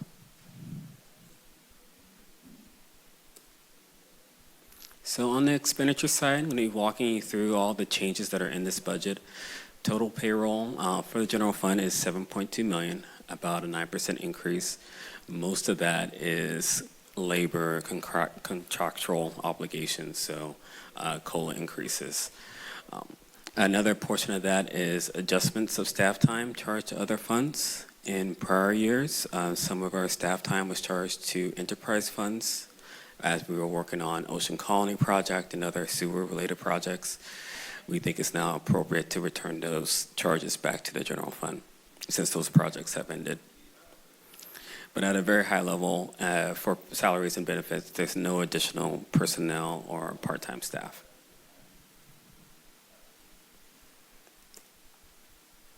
Expenditures, supplies and services. This is the biggest increase. It's an increase of about 2.1 million or 21%, and mostly all of that is public safety. As mentioned previously, we have sheriff patrol services increasing by 1.5 million. This is a rising cost in our existing contract.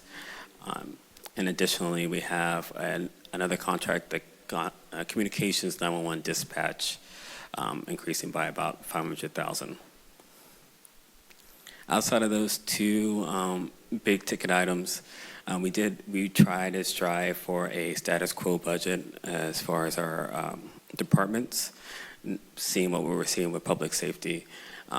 The additional requests outside of public safety is just two departments, city manager's office for coastal cleanup and recreation, and public works for sustainability, more deferred maintenance.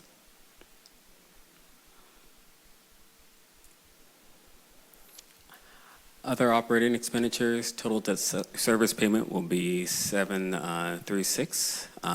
This includes our current debt service payments for the library loan and for 880 Stone Pine. If this were to change regarding the loan, if council were to approve that, that doesn't include any of those changes in this. This is what it currently is. If there were to be a change, then we will come back with a budget amendment and numbers to go along with it. Pension, we have a decrease by about 230,000. CalPERS had a good investment year, so we'll get to see that in our required payment for the coming year. Overall, operating expenditures increased by about 2.6 million. 2 of that is public safety. Capital improvement plan, general fund contribution is about 2.7 million, but the total CIP budget is about 21 million, and that includes special revenues, grants, and sewer funds.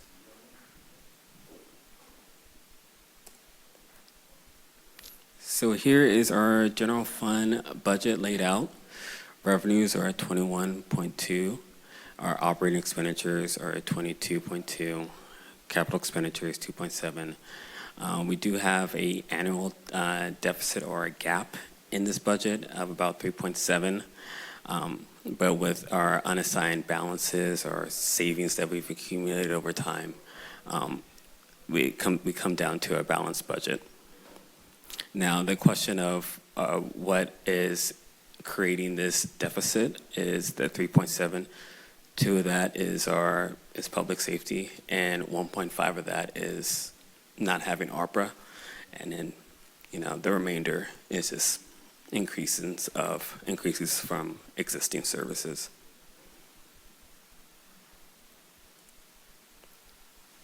Fund balances and reserves. As you can see, the first on the left side of the screen, we have our current budget. We think we're going to end the year around $5 million in unassigned. Going into next year, if this budget were to be approved, we're looking at about $72,000 in unassigned by about $11 million in reserves. So reserves are going up, unassigned is going down. And why that is if you look towards the bottom right of the screen, you can see we're going to end the year at 5. 3.7 is going to take care of the budget gap, as mentioned in the previous screen, but 1.2 of that is going to go to reserves.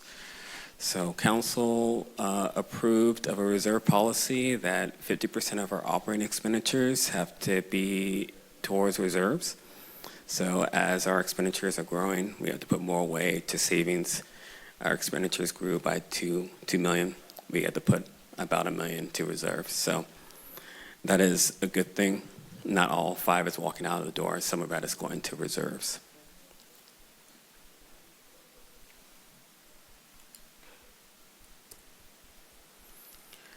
Looking ahead, as part of the budget process, we do a forecast. Again, a forecast is a tool, not a plan, and it's used to just spot anything that may be rocky ahead. And with the great increase in expenditures, if nothing were to change from here to next year, it looks like we may have to dip into reserves. Again, that's only if nothing changes. Of course, things will change from 6 months in the budget process next year. But we do this to spot any issues and to start thinking about solutions before they actually become tangible issues. You can see the forecasted budget. If we were to copy and paste this budget to next year, we would hit reserves. And if you would do it again, and then in the following year, you would hit reserves again.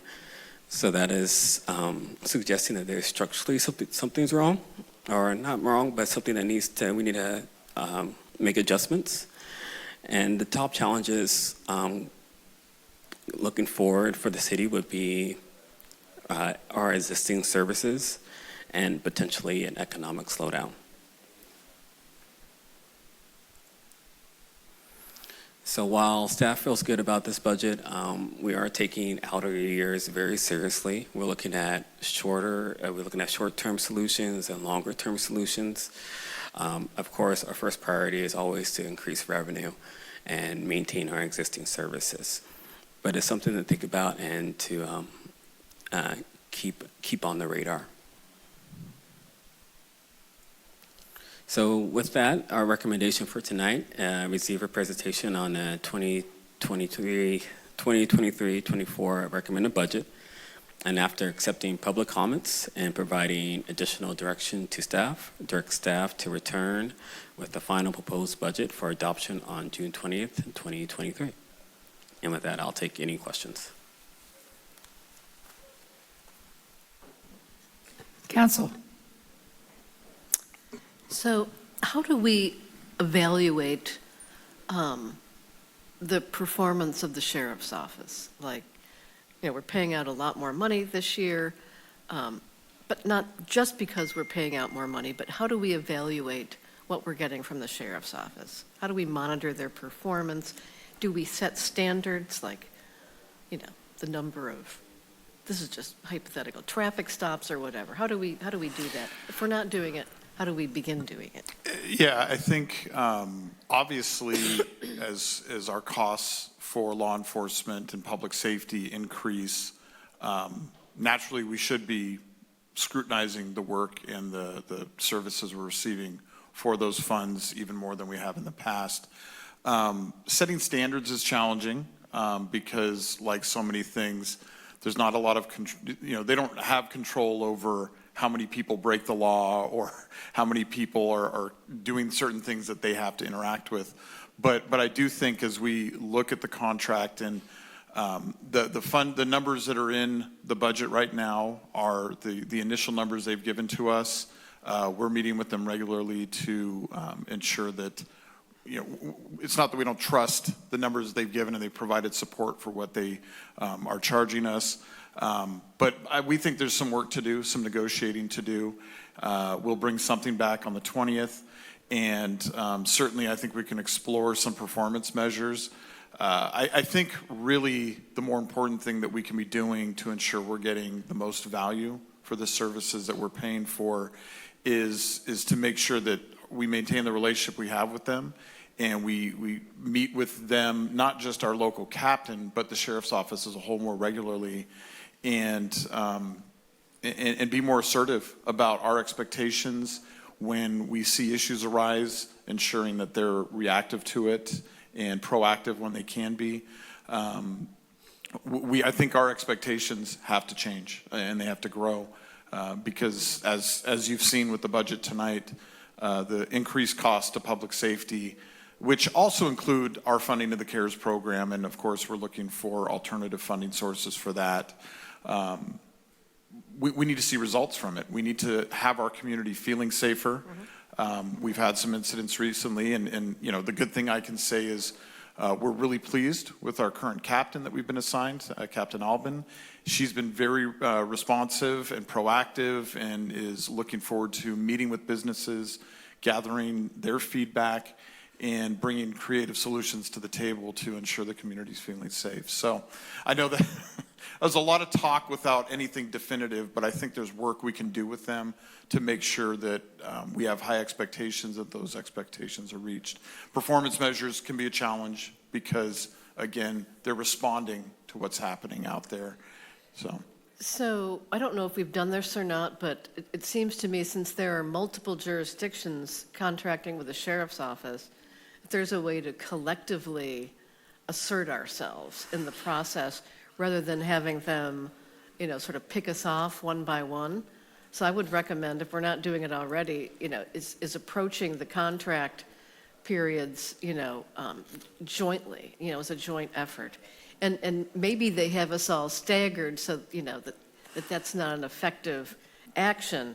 Yeah. But, maybe we need to change that. But I would say, I think there's power in numbers.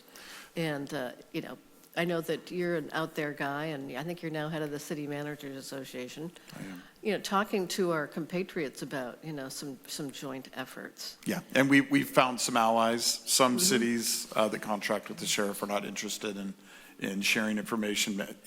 I can't explain why, but we do have other cities that we actually have been working with, and as we negotiate with the sheriff, we're sharing information. And the good thing is the sheriff is open to that. They're not trying to tell us, to stagger things or try to prevent us from having those communications. I think part of what they're doing is trying to make sure everybody's treated fairly and equally, which wasn't happening in the past. So you don't think they're like, doing separate deals for each of the cities and, rather than a standard approach? The good news is all these deals have to go publicly, and we see what's happening in each of the cities beyond just what we're hearing from the cities. So even those cities that don't want to communicate with us, it's all public. Those contracts every single year go before the public. Well, then we should certainly monitor those. Yes. And maybe this is a role for our public safety, subcommittee, is to, help, with that effort as we do another contract. When does the next contract work begin? Well, so this is the final year of the contract with the sheriff. Okay. And this is the most final year we've ever had, because in previous years we had options to extend the contract, and we just had to decide, are we going to extend it? Our most recent option was for 3 years. We elected to go to 2 years because there was uncertainty around the election, some of the things happening there. And so pretty much at the beginning of this fiscal year, we need to start working with the sheriff's office leadership, especially it's new leadership. We have a new sheriff. All of the senior leadership is new. We need to start those conversations immediately and work towards having an agreement in principle early next year, because if we're going to have to do something different, we need to know soon. Yeah, so we want to use this honeymoon period with the new leadership to push our case. One of the things that your council has requested of us, and it's been delayed because of obviously some of the things that have happened this year, but also because of the new leadership in the sheriff's office, is to have the sheriff and the leadership team come here and do some sort of a work session to talk about public safety, talk about our community's needs, let our community share some of its needs and concerns, and hopefully have a really open dialogue. And I think we all know the new sheriff and Sheriff Corpus. She's very open and transparent. I think we'll have some productive discussions. I know there are things that they would like us to consider around public safety that could be part of that discussion. But I think it's an opportunity for us, before we get into the actual negotiations, to really help them see what our community as a unique community is going to need in the coming years. We are, of course, always comparing ourselves not just to other agencies that the sheriff contracts with, but other cities in the state that either contract with other sheriff's offices or have their own police departments to ensure we're getting good value. I believe we're getting good value from what we're being offered here, even with the higher costs. But again, I don't believe that means we can't demand excellence and demand that our community feels safe and protected by the sheriff and other public I safety. think in the case of public safety that having a lot of data is good, right? You want to see what other jurisdictions are doing. We have to understand, the landscape, the criminal landscape, in our communities. Hence, we need an annual report showing, where we are. So we need metrics. We can't really set reasonable expectations without, data. Yeah. So. And I think another piece of this, when we meet with the sheriff and we talk about this, is also looking at legislative priorities, because I think a lot of the challenges law enforcement faces right now are legislative in nature. And there's been some unintended consequences to some of the changes to law in our state.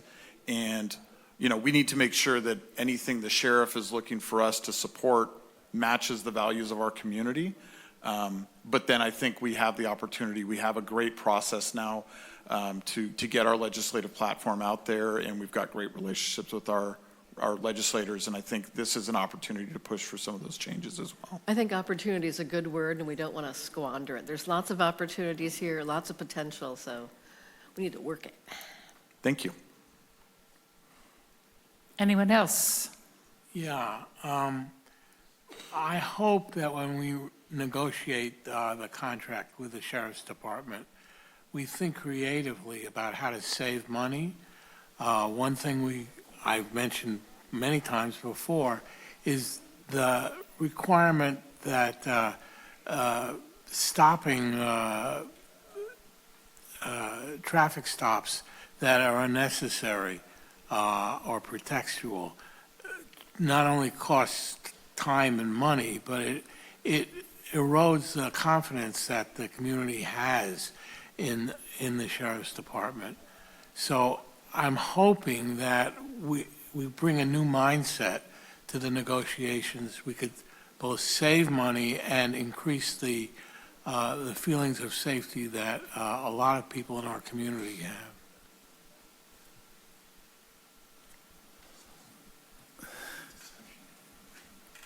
Vice Mayor. Couple things. One of the things we're actually looking forward to with the CARES program, was actually to decrease, the budget on the contract, with the Sheriff's Department. So I don't know how that was. I think that was one of the expectations, when he came, looking into the CAHOOTS program, or how that was, the cost or the public safety was, was less in where the program was implemented. So I think that's why we were heading to, one of the reasons go in that direction. I mean, don't get me wrong, I want to maintain, the relationship with our sheriff's department, especially with who we have right now, Sheriff Corpus and our captain up in here in the coast. But we have to actually, look into some metrics about what is the benefit of having the CARES program. How many calls are the sheriffs going to? In comparison to right now with the CARES program or before the CARES program. Yeah, because I know that around, other cities across, the Bay Area, most of the budget, goes towards, public safety. So it's something to look into, and I would like to see what is the difference right now with the CARES program and before the CARES program. If I can respond to that question. Yeah, we weren't sure if it would save us in our contract specifically. But yes, one of the stated goals was to save the costs to the community, both in law enforcement, fire, hospital visits, all those types of things. If you recall, one of the grants we received from Kaiser was to do an evaluation of the CARES program and identify a lot of different things, but one of those is the cost savings that we believe could be recognized through a program like this. That evaluation ends at the end of June, and of course there's work they're going to have to do to analyze the data. We actually are meeting with them, I think, tomorrow to get an update. But by early next fiscal year, we should have that evaluation, and it should include some of those numbers. And maybe there's an opportunity to include that in negotiation with the sheriff in the coming years. Thank you. Good thinking, Vice Mayor. Anyone else? Do we have anyone in the public that wants to say anything? No, we have no public speakers. I'll entertain a motion. I just have a quick question for our financial people. You see the reserves going down in 2 or 3 years. At what point do we start to worry that the reserves just can't cut it? Is there a realistic number at which point we start to cut Ken, back on I'm happy to services? answer that question. All right. Because that's really a policy question. I would say as soon as we have to spend any of our reserves to balance our budget, we have to be concerned. So this fiscal year, we're not touching reserves. We're actually increasing reserves. As Ken stated, as part of our policy, the costs increase, the reserves increase. I believe this is a really, really important year for us to evaluate everything in our organization, efficiencies, places that we can save on costs. We've got to look at our core mission and make sure that, in some of our conversations, the pandemic changed the work that we do. It had to, because there was so much need out there and so much hurt in the community, and we've spent the last several years recovering. Well, in doing that, our scope of work and our core services have really changed. I think we're going to have to look at those and make sure that the work that we do is sustainable over the long term. And if it's not, okay, where do we find, we know that the community still needs these helps. Where do we find that help so that we can remain sustainable as an organization and serve the community in the best way possible while still finding ways to support them? And so I think this is a really critical year. It doesn't show up on the priorities work plan because that's more the proactive work. This is more the administrative side. This is on myself and our team to really spend time. So I think our commitment to you is when we come back at mid-year, we'll also have a better snapshot of how our, TOT, we're projecting very, very conservatively right now because of what we're seeing out there. Hopefully we're wrong. Hopefully we don't have to be that conservative, and hopefully we see that trending in a better direction. Hopefully the economic slowdown doesn't create a decrease in sales tax, and we see some improvements there. But I think when we get to mid-year, not only will we have a better snapshot of where we're at, we're going to need to have some ideas and have a good discussion about what the future looks like, so that we're not thinking about it in January and February and March of next year as we're preparing the budget. We've already got a plan as we're rolling into budget preparation and we know what to expect going forward. So I hope that answers your question. To me, the second we spend any of our reserves, before we even get there, as soon as we think we're going to have to spend reserves, we've got to have plans in place to reverse that and make changes. You know, I'm grateful to work for an organization that really cares and is supporting the community, but has been very careful financially. You know, we created the Economic Uncertainty Fund before the pandemic. We did that when times were really great, and we knew that we would need to prepare ourselves for something. We were able to actually get through the pandemic without touching that fund, which means it's continued to grow over the last several years. And that gives us a cushion beyond what we typically would need for reserves. But I'd love to come up with a plan where going forward, we still don't touch that money. I think it's really important for a small community like ours to have that money ready. You know, Councilmember Brownstone says, we've learned something this year, that emergencies, disasters, they're not theoretical. They're not just something we plan for. They're things that happen to us. And I like what he says. He says, I need in those situations to be able to write a check to support the community when we don't have the county's support or we don't have the federal support. That's what an economic uncertainty fund can do for us. So that's our goal, is to work together to come up with a plan so that going forward, we don't ever touch those reserves. It's very good to hear. Thank you. Bake sales.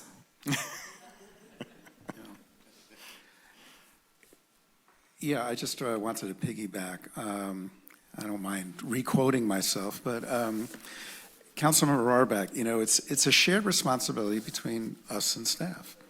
It's on our watch to figure out just what is this balance between trying to be proactive. You know, we now have these existential threats. They're no longer existential, they're real. We've gone through fires, we're going through storms, and we're going to continue. And it's human nature to be reactive more than proactive. And the whole idea of being proactive is that you're ready to react. And we can't predict the kind of emergencies that are around. We don't even mention earthquakes anymore, you know, which is the, you know, the great gigantic piece. And so, you know, we're trying to balance how, you know, Ken puts down the challenge. What are the actions do we want to take? So we see that, yes, revenues are dodgy, and we don't know what's going to come next. So, you know, what do? Do we make decisions around service reductions, CIPs? What do you do to protect the reserves and only dip into them as a very last resort? And there are decisions that we just all need to make together and keep each other informed. But it's, at the end of the day, it's on our watch. And really, it's our main, it is what we do as a city council, right? We're here to protect the community and protect our budgets and be ready.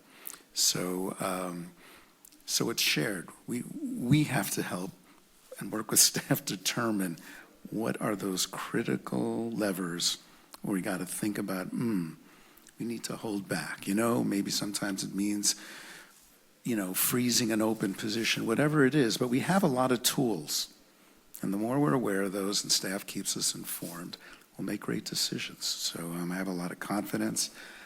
I really appreciate the budget reports you put together, and be very realistic with us, and that really helps us. It gives us a roadmap on, you know, how to proceed.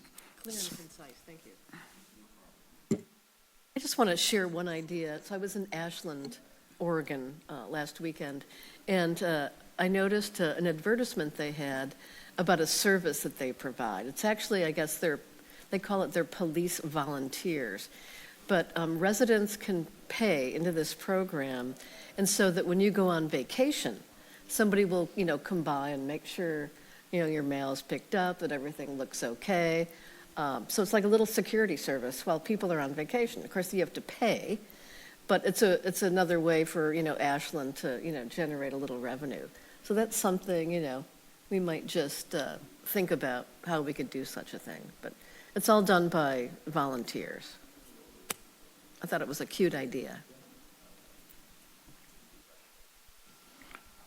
Before we wrap up, I just want to reiterate what I heard. I'm really grateful to our budget team.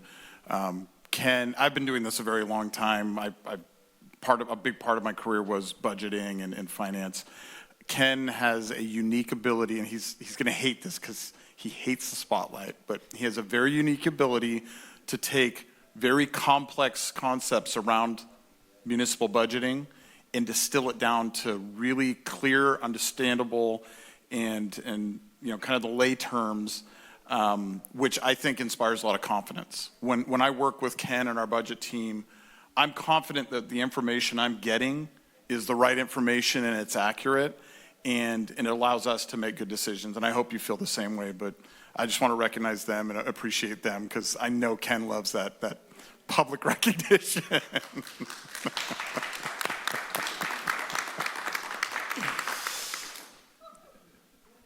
Right place, right time.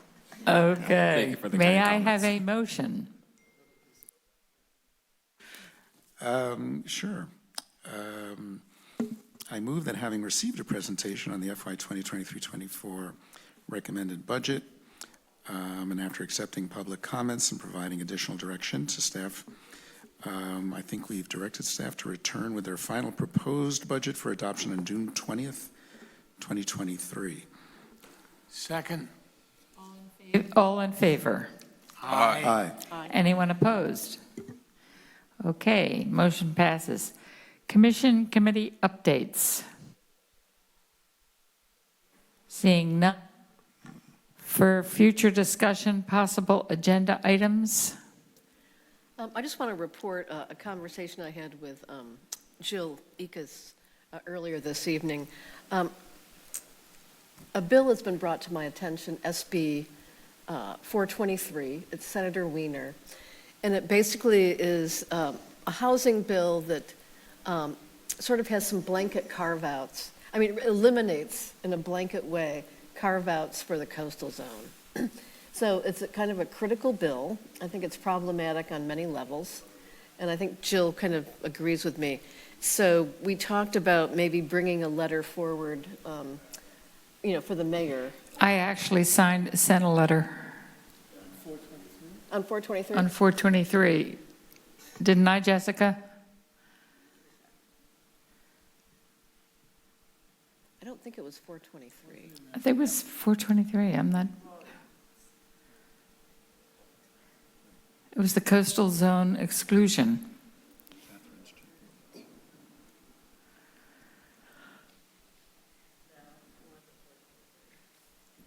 Okay, yeah, I think it's a good idea if I haven't done it. So I suggested maybe I would recommend that we bring it forward on the next agenda for discussion. Jill recommended, maybe we just bring a draft letter for discussion so that you could sign it right away. Let's do that. But she has some ideas about So it.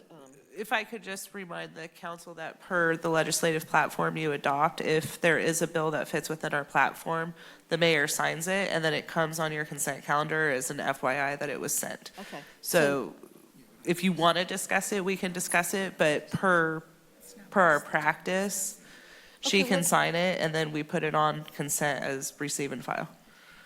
That's fine. I think also, I think there's some major policy stuff in that bill, and I think that the entire council should be aware of it. So maybe, she signs the letter, but the letter comes back to us and we maybe get a brief presentation about it. We could put it on consent calendar and you could pull it. Yeah, And we could have the discussion that way. okay, That might be the easiest. okay. I believe we were also planning for either the July or August meeting. Townsend was going to come and do like a more comprehensive legislative update. I don't think we want to wait. Okay. Because, in another 3 weeks, they'll be going on recess. And then once they come back in August, everything is, fast moving. So I think we need to deal with it at our next, fast track it. Okay. Anything else for future agenda items. City council reports. This meeting is adjourned. Thank you. Thank you, thank you. How did we do it? Yeah, excellent. That was pretty good. I expected to be here till midnight. I know, I was worried.